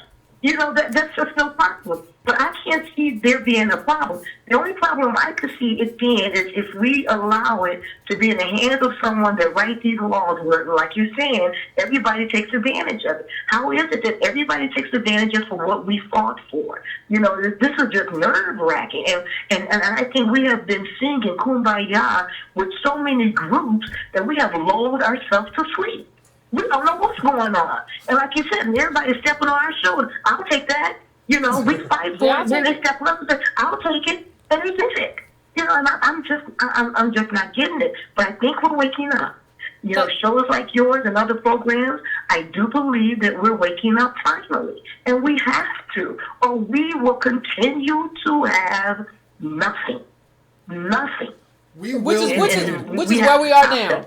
Which is where we are now. Thank you, Paula. I appreciate your call. Thank you. You said a mouthful, and let me just try to address some of it. Like, you know, let me just say this. I'm a teddy bear. I am not trying to be divisive among Black groups, but I never go like I never hear a Nigerian tell me they're not Nigerian. I never hear a Kenyan tell me they're not Kenyan. I never hear any of that. But when I say I'm African American, people are like, oh, what you mean? No, it kind of means that I have a claim to lay here. It doesn't mean that and as African Americans, we're all mixed up. Like, some are more mixed up than others. That's just how it happens. That's just what it kind of means to be African American in this country and be 13% of the population, and the majority is white. That's just kind of what it means for us. But one of the things that I just want to say in terms of what the caller said, in terms of reparations, and she mentioned that the gentleman in the car earlier was Haitian, or had a Haitian parent. I can't remember. He sounded like an ally to me. He sounded like a really good guy. But what I will say is, if France ever decides to give Haiti reparations, I will never go to Haiti and be like, give me some of that. Some of that belongs to me. Because it doesn't. Like, my people are not related to Le Saint Overture. Like, they didn't run the French out. That's not my ancestors. So whatever, if the French were, I know has Haiti, don't send me no message about Haiti had to pay France. I know all of that. I'm saying if life changed in some way and France all of a sudden decided to get a conscience and pay Haiti for all the awful things that they did over there, I would never say that that's my due. It's not my due. I don't have a claim to lay there. And what happens when you don't get reparations, Yvette? Let's talk. If we don't get reparations, I got a number for you. Talk about this a little bit. If we don't get reparations, the average Black family would need 228 years to build a wealth. And they're not like see, they're gonna say you being negative, Iron Man. Why you always gotta be negative? And that's if white people stay still, because you know they do that. Yeah, they just stay still. They don't try to stomp you out in the dust when you try to come up. Like, no, they don't view you as competition at all. Government. This is what it looks like when you don't have, there's no government. Didn't the Black nationalists teach you that we're a nation within a nation? We can do it ourselves. We don't have our own cops. Huh? We don't have our own cops. We don't have our military. We don't have our water. We don't have our own water. We have free courses online, Army, that we can use to create empires, like Empire, the TV show. Yeah. Yeah, the Lee Daniels created. Lee Daniels telling you could be a hip hop star with 500 employees. You be CEO. multi-million dollar company you can have. With your running beats. around and y'all cussing each other out in the boardroom. Right. Yeah, where they do that at? Yeah, so if the average Black family would need 228 years to build the wealth of a white family today. So that means without a government intervention, and again, that's if the white families stay still and don't actively try to move and shift the economy away from black wealth. So that's what we're looking at without a government intervention. That's what we're looking at without a government intervention. That's what black capitalism will give you if everyone else stops competing. Let me just say this. Somebody said, ain't nothing wrong with you being the descendant of an African American, but guess what? When a cop stops me, he doesn't check to see if I'm a descendant of a slave or not. Let me tell you something. Yeah, I done got on my nerves for the last time. You cannot view yourself through how white racists view you. That is not the barometer by which we distinguish ourselves. Whether or not you can catch a cab, whether or not the cop looks at you the same way. The cop may look at you the same way he looks at a dark-skinned Mexican. Does that mean you have the same lineage and ancestry as a dark-skinned Mexican? No, it does not. Does that mean you can lay the same claim on this country or on Mexico? A dark-skinned Mexican can go to Mexico and own land. You can't. I can't. So let's first of all let's just stop doing that. Like we have different groupings, and that doesn't mean that anybody's superior to anybody. I'm not saying that African Americans are superior to Ethiopians or Kenyans or any other group. That's not what I'm saying. But I'm not going to distinguish any particular group based on how white racist group. That's like saying, oh, this white guy, white people in general look at monkeys and they think all monkeys are black people. So wait a minute, should I look at a monkey and think that monkeys are black people because that's what white racists look at us as? Like, no, I'm not going to define myself or define my systems of definitions by how white people, or especially white racists, define us. Right.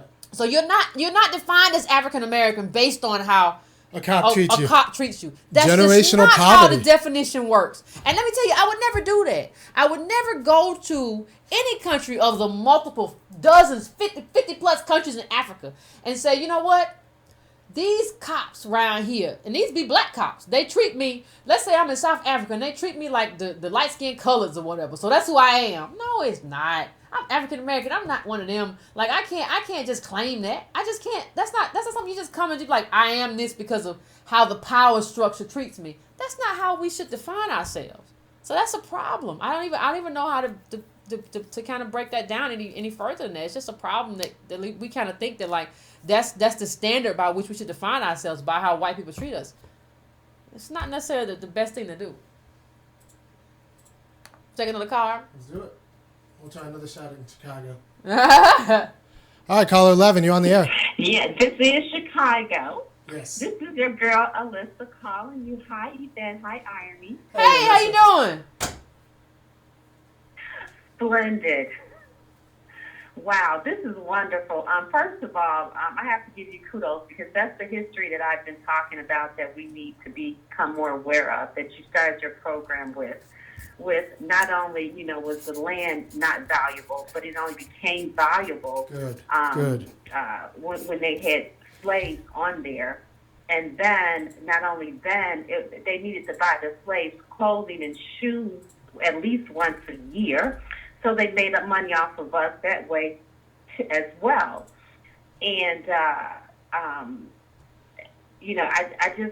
find, what the lady said about our birth certificate saying a Negro on there, I find it very interesting and and right on point, because I think that what it should say is non-immigrant.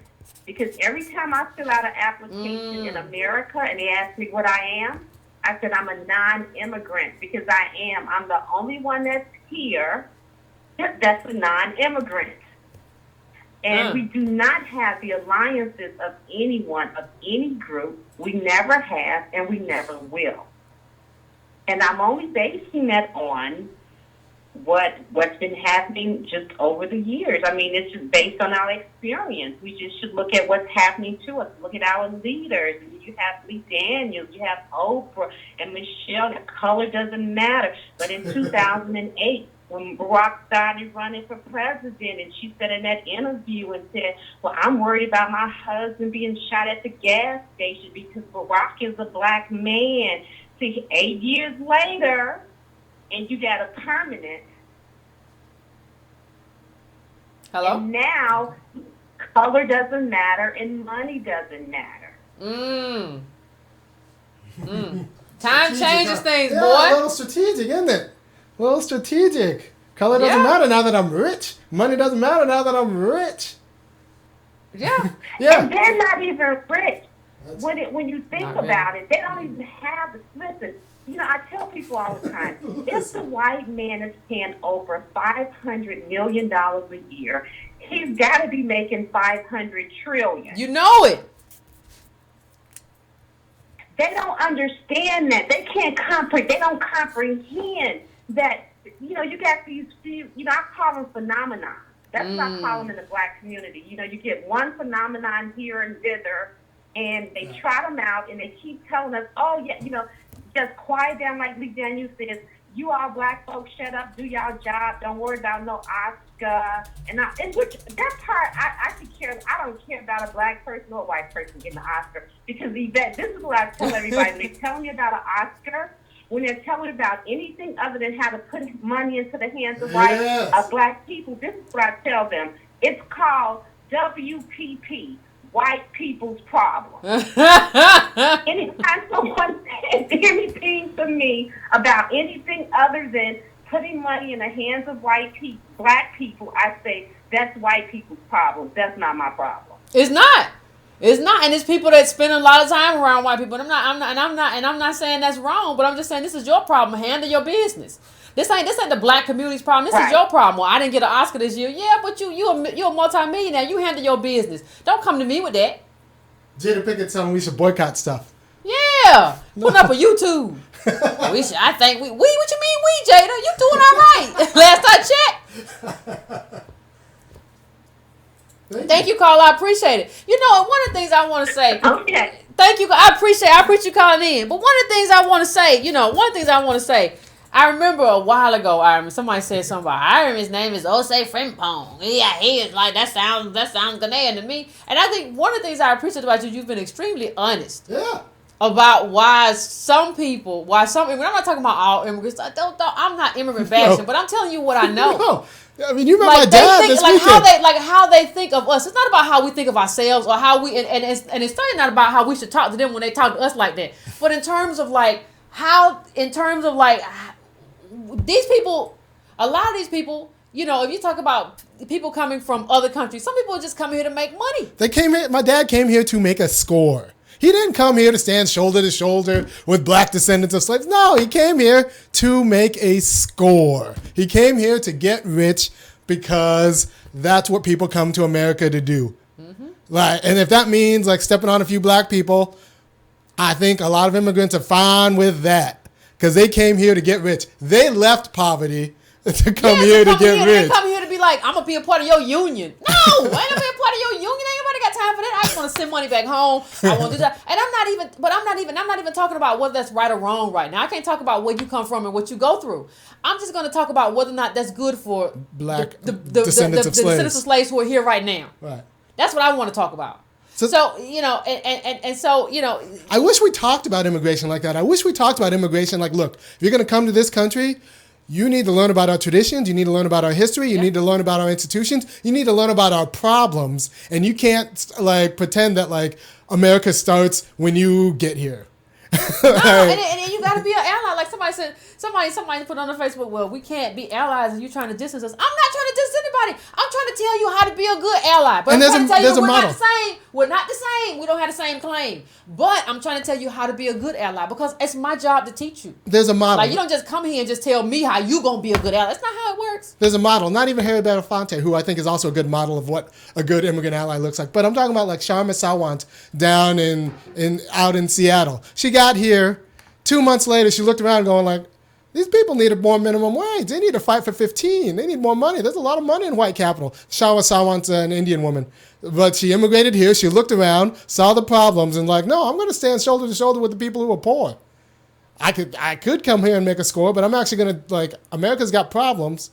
and I'm going to do my job as an American. And being an American means like making sure some of these poor people get more money in their minimum wage. And so she started the fight for 15. Now a lot of people in the U.S. have a $15 minimum wage because of her. An immigrant who came here and did what immigrants should do is come here. Is a line with deal with our problems. Yeah, deal with our problems. Help us, because the thing about it is like when you say like, oh, you're distancing yourself from us. Like, dude, listen, African Americans, like, what you have to understand before I can even have a conversation with you. Like, what you have to understand is that African Americans are the reason that you can come here and do anything. You don't get to talk to me like you crazy. You don't get to tell me what I should be doing. Like, if it wasn't for African Americans, you probably couldn't even come here. Like, all of the stuff that's good for black people right now and good for a lot of other people too is because of what African Americans fought for. So you're not going to get to tell me that. And you know what's so selfish about it? I would never go anywhere and try to tell you that. I would never go to another country. I don't even care if I was born in that country and my parents were American, but I was born there. I would never be like, I'm just like you. No, my parents are American. I'm not just like you. I was born here. We have a lot of stuff in common, but I'm not just like you. I don't have like bodies buried here, like of ancestors. So I'm not just like you. So it just, to me, it just strikes me as kind of selfish to people who try to push. And that's one thing I appreciate about Arm is like being very honest, because I don't know a whole lot of people who are very honest about all the sides of what it means, you know, to be immigrant. You come halfway across the world to immigrate into to assimilate into a losing team. And that's how they think of us. Now, if you tell, like, that's how they think of us. Is that not the truth? I didn't come halfway across the world to assimilate into a losing team. Yeah. Like, that's what they think. Like, and I'm not talking about everybody. I know some of you don't think that way. But like in terms of like the pushback I've gotten, a lot of interaction I've got from immigrants, that's what so many of them think. Now, you can't tell me that, because you know, we can tussle in the street if you want to. Because I think that's what you have to start telling them. Like, if Army were to tell me, you're part of losing team, I'd wrestle him right now. You know what I mean? But so you can't let these people like that. And that's what, like, I see black people who will sit there and have a conversation with an immigrant where they saying negative things about black people and be like, well, you know, you got a point. No. You ain't got no point. Like, what you mean? Why don't you? I would that. Oh. Let me just stop. But you gotta push back. You can't just sit there and let people tell you what it means to be African American and what it means to have this, to be a descendant of a slave and all your people to fought. Like, you can't have people tell you, like, you know, and Irish just tells the truth about what a lot of these people are thinking. I'm not gonna be bothered with African American. Like, no, but then you want me to turn around and be like, I'm pushing for you. No, if you want to be an ally, you gotta be a good ally. And that's not a good ally. It's just not gonna work. It's not gonna work for me. Let's see if we can get another card. Yeah, we can do it. Hold on.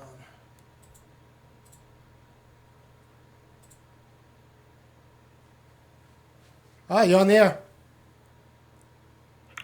Hello? Yes, you're on the air. Hey. Okay, hey, how you doing? Pretty good. Hey, I'm all right. listen, my name is Malachi Williams, and I'm calling from Miami, Florida. I'll call to share this with you. There's a lot of things that you say that are really in conjunction with Dr. Claude Anderson says that he written in this book called Powernomics and White Labor Black Wealth.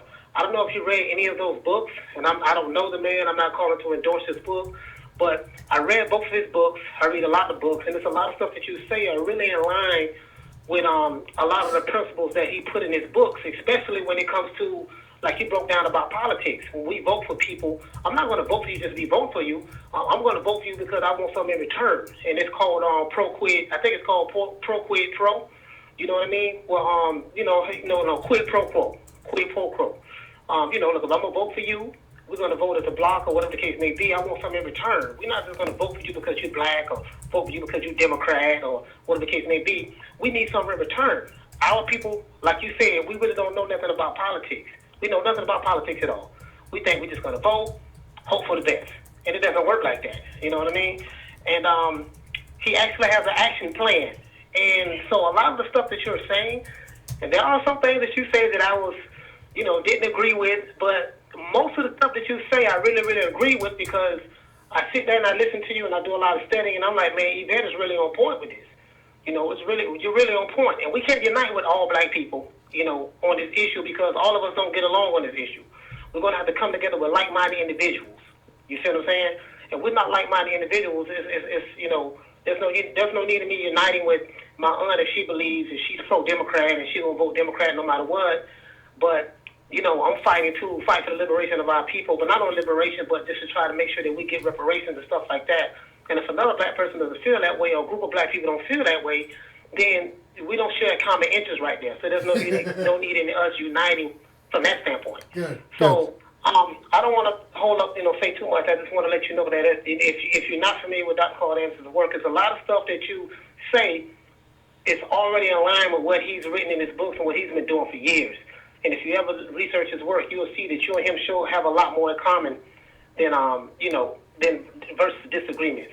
And that's all I wanted to say. Thank you. I appreciate it, Colin. Thank you. No, I can't. I discussed Dr. Claude Anderson in the positive and the negative in terms of, things that I think he said are good and things that I think he said that are passé. But I'm not one to just out of pocket dismiss anybody. So I believe a lot of people have something to offer. Everybody has some. Not everybody. But a lot of people. Yeah, no, I think it's right on a lot of things. But I think what Irma says is kind of correct in terms of politics before economics. In terms of we have to organize around specific principles, specific agenda, specific policies that lead to kind of this economics. And I think this whole idea that we think we can, and I think we can. Right. And so the problem's going to be like people say, like, look, immigrants come here and do their economics before they do their politics. Why can't black people do that? And I was saying, like, no, you're dealing with 42 million people, most of whom are broke. That's not the immigrant situation. But it's not even just broke. Like, do you understand what happened to black people? Like, it's not like, don't say that we're broke like we're broken people. Or like we know that some of us have money. But understand that I say this again and again because I want to drive it home. During Jim Crow, we did have black people that had businesses who were like, even doing Jim Crow, can you imagine? In Jim Crow, they had businesses, they were doing business. And the government allowed white mobs to come in there and shut them down. It's not anything that we did wrong. It's the government allowed the majority to just get jealous and like shut us down. Like, that's what happened. We did do that. We did do it, and we did it good, and we did it better than a lot of people did it. We even coming out of slavery, all that, we still did it, and they shut down. It's not something that we have done wrong. Like, that's what we have to dismiss. Like this, we just don't get economic. No, we did it, and it didn't work. But it didn't work because we didn't get it. It didn't work because we had groups, we had white mobs who were like, who are they as black people, as N-words to set up these stores and shops, especially in the South. Who are they to do that? Even in Chicago, a place, who are they to set up shop? And we're not getting by. We're just gonna take it. We're just gonna take it. It was just theft. Like, half of what just happened to us was theft. Like, half of what happened to us was just stolen, and nobody wants to like deal with that. That we've had livelihoods and things stolen from us. It's not, and so we just like to blame ourselves. Well, we should have started business. We have. We've started all kinds of businesses. We've started all kinds of businesses, but it doesn't necessarily work if people steal it. Like, you can't pass it down if somebody steals it.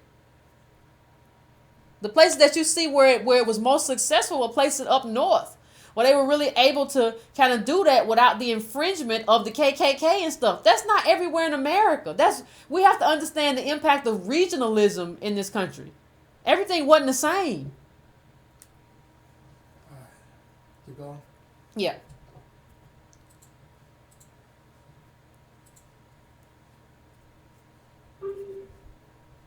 Hello? Hey, caller. Hello. How you doing? Yvette? Yes. In regard to reparations, I don't want in Cobra, I don't want Randall Robinson and others, nor Claude Anderson, any of them. If it's going to be granted, I want direct payment and direct payment only. Okay. One of the things that has to be clear is that Conyers did not write this bill by himself. There were black nationalists that helped him write this thing back when he did it.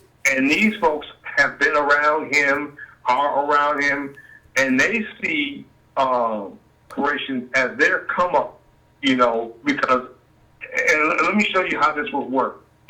If you've ever gone to an NCOBA presentation, they pass out literature and they show you there's only X, Y, Z amount of people who should get direct payment.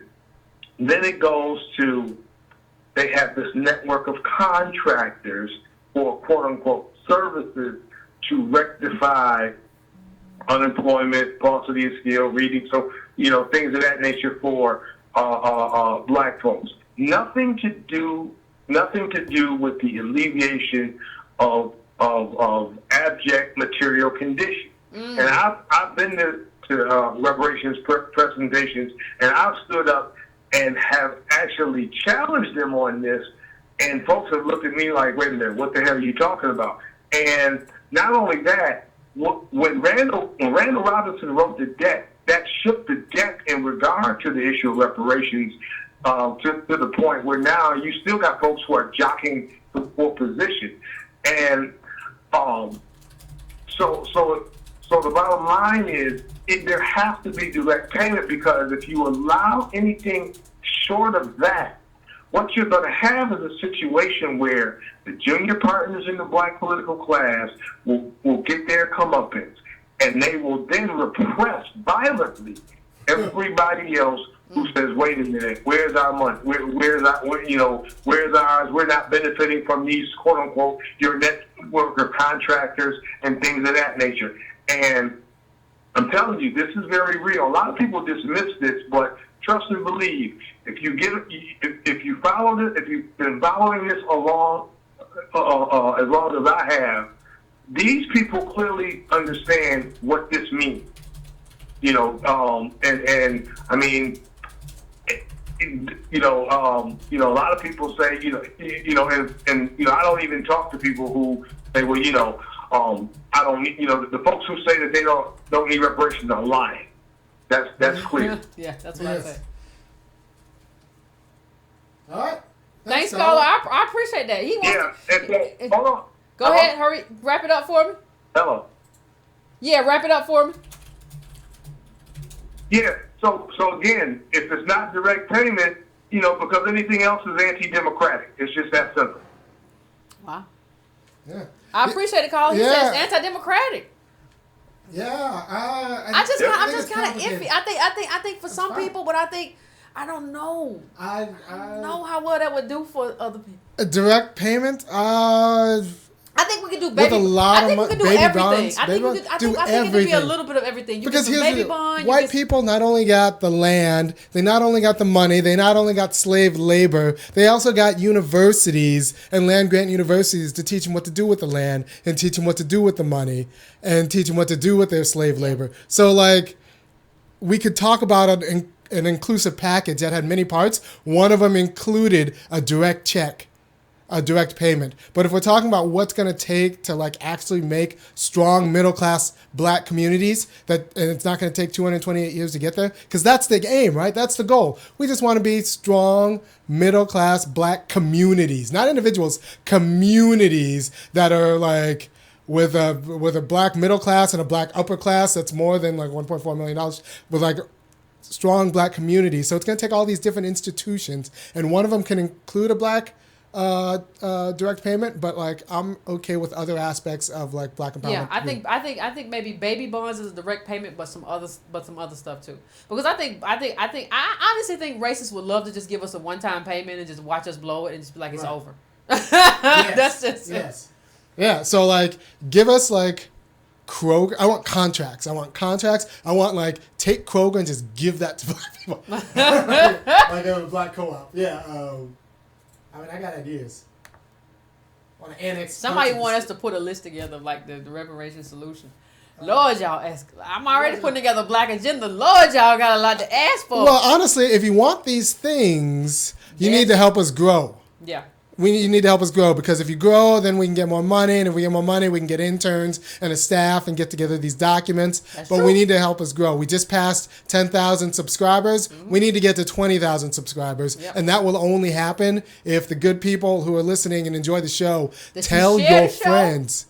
You donate to the show. You share the show with your friends. You do all of that. You share the show. You like it. Every time you see it, you just like it. You just throw likes at it. Tell your people. Yvette Carnell is the best thing in Black America right now. Tell all your people.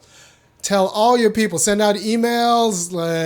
Tell your people you see at work. Because you're part of it. We got to be a team. There is no well, that's Yvette and this is me. No, it don't work that way no more. This is community. No. So let's take one last call. I'm sorry if anybody who's been on live. I feel so bad. Final caller. You're taking the one that's just been on 2 minutes? 3. Oh, yeah. Somebody been holding for 30 minutes. I really don't pay no attention. You know too much now. You're on, caller. You're on, caller. I think this might be Antonio. How you doing? Hello? Okay, I'm bouncing you. I don't think they're on there anyway. We're going to drop this caller and take the long sufferer. The long sufferer. Hey, caller. Hello? They hear the call. Hello? Yes. Hello? Yes. You're on. Turn off your computer. Call us from here. Somebody.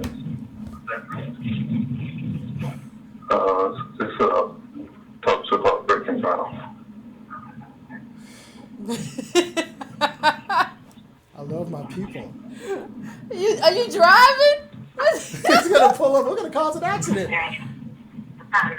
I think he's telling somebody in the car that he's calling Breaking Brown. He's going to be all his business. Oh, yes. Okay. All right. We're done. Good evening. Good evening. He's driving for Uber. Tell the truth. Tell the Good truth. evening. Good evening, caller. I did have to pull up, so I'm safe now. I appreciate the conversation. And before I say anything else, I wanted to start by saying I think we as people tend to lack the confidence to speak up for what we need to speak up for. And I think something that goes to our core. Because at our core, we're spiritual beings. There's a certain spirituality. And it's not so much as you need to be Christian or you need to be Muslim or whatever. That's not where I'm going with this. There's the identity of who we are in and of ourselves as individuals, and that's a spiritual type matter. And when we have balance with our spiritual selves, we can connect and deal with virtually anything.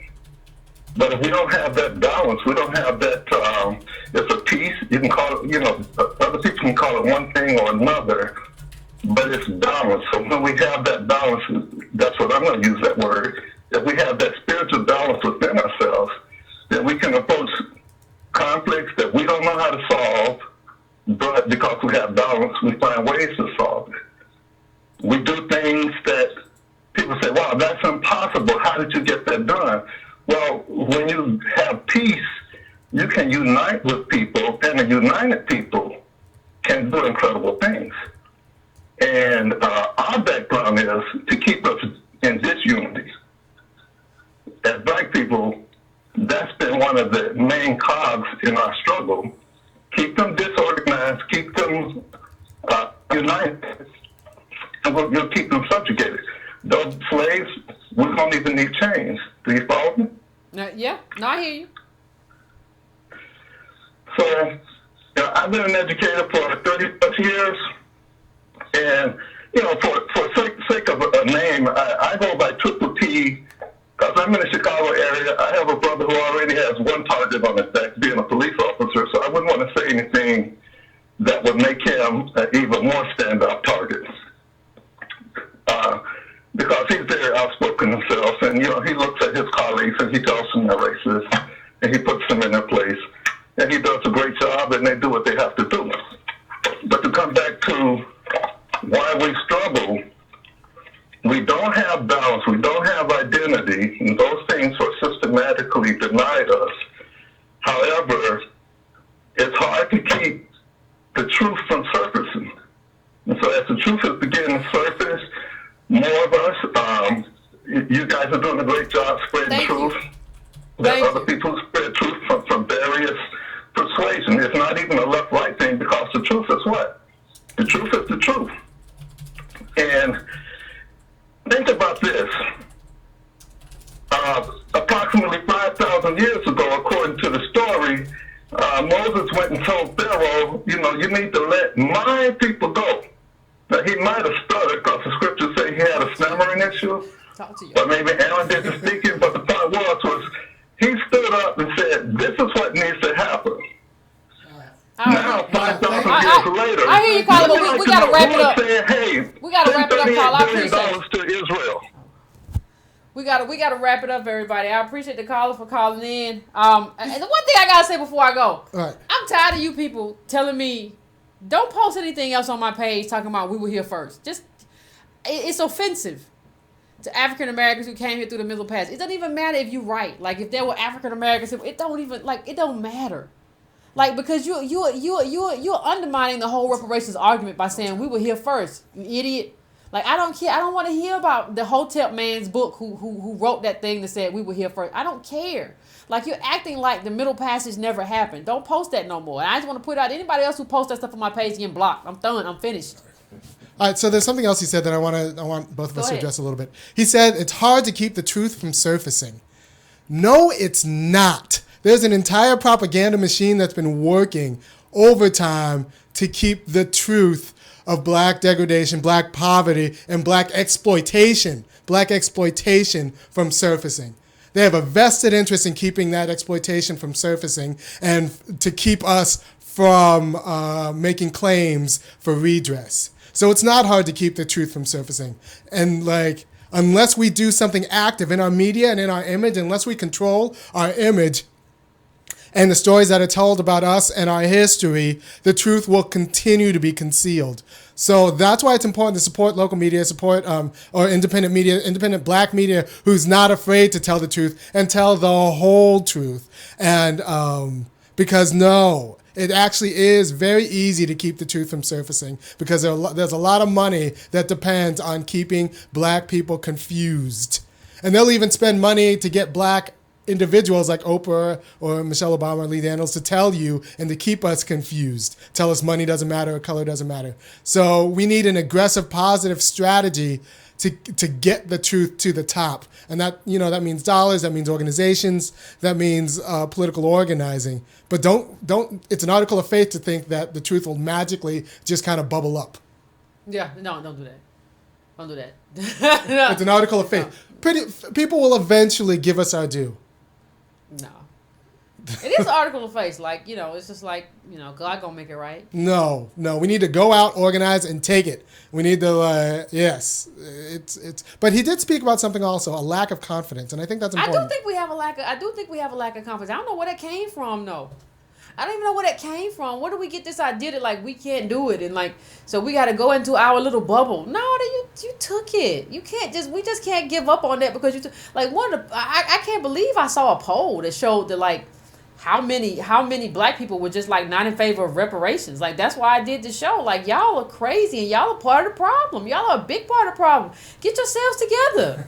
Like really get yourself together and think about what you're doing and think about how you're not helping our cause. Like if you want to be collective and say we should have unity, it's not unity when you thinking that like no, we shouldn't get any money for all that awful stuff that happened to our ancestors and that led us here. And that's the reason why we don't have the money to do some of the stuff that we want to do. Like, no, we shouldn't get paid back for that. Like, no, you can't be an ally. As an African American, you can't be an ally with that kind of thinking. What is wrong with you? It's propaganda. It's been propaganda. That's why, like, we talked about Jewish Americans have two different lobbying groups. They have AIPAC, or at least two different lobby groups, and then they have the Anti-Defamation League to control their image. If we had organizations and a media that said, no, black people, it's okay to demand what you're owed, demand your due for your history of exploitation, then we'd have a different conversation. So, like, we need a media arm, and I think this can be the media arm. But yeah, that's a good line to go out on. We can be the media arm. Listen, like, we have a really good opportunity right now because I don't know how long we're gonna have it, but we have YouTube. And we can actually talk, and that's one of the benefits of living during this era. Like there's some people always talk about the awful stuff. One of the good things of living during this era is that we do have YouTube, and we can have this conversation. And we can spread this conversation as far out as we like. We don't. There are really no gatekeepers, and the gatekeeper just failed miserably after the Trump election. So I think this is like a moment. I think this is our moment to kind of like recreate media. So I hope we can do that. Like I just think we should keep pushing towards that, people, and let's make this show not about me, not about our, but like let's make this show about us and like what we want in terms of our own agenda, and let's push this. See you Wednesday.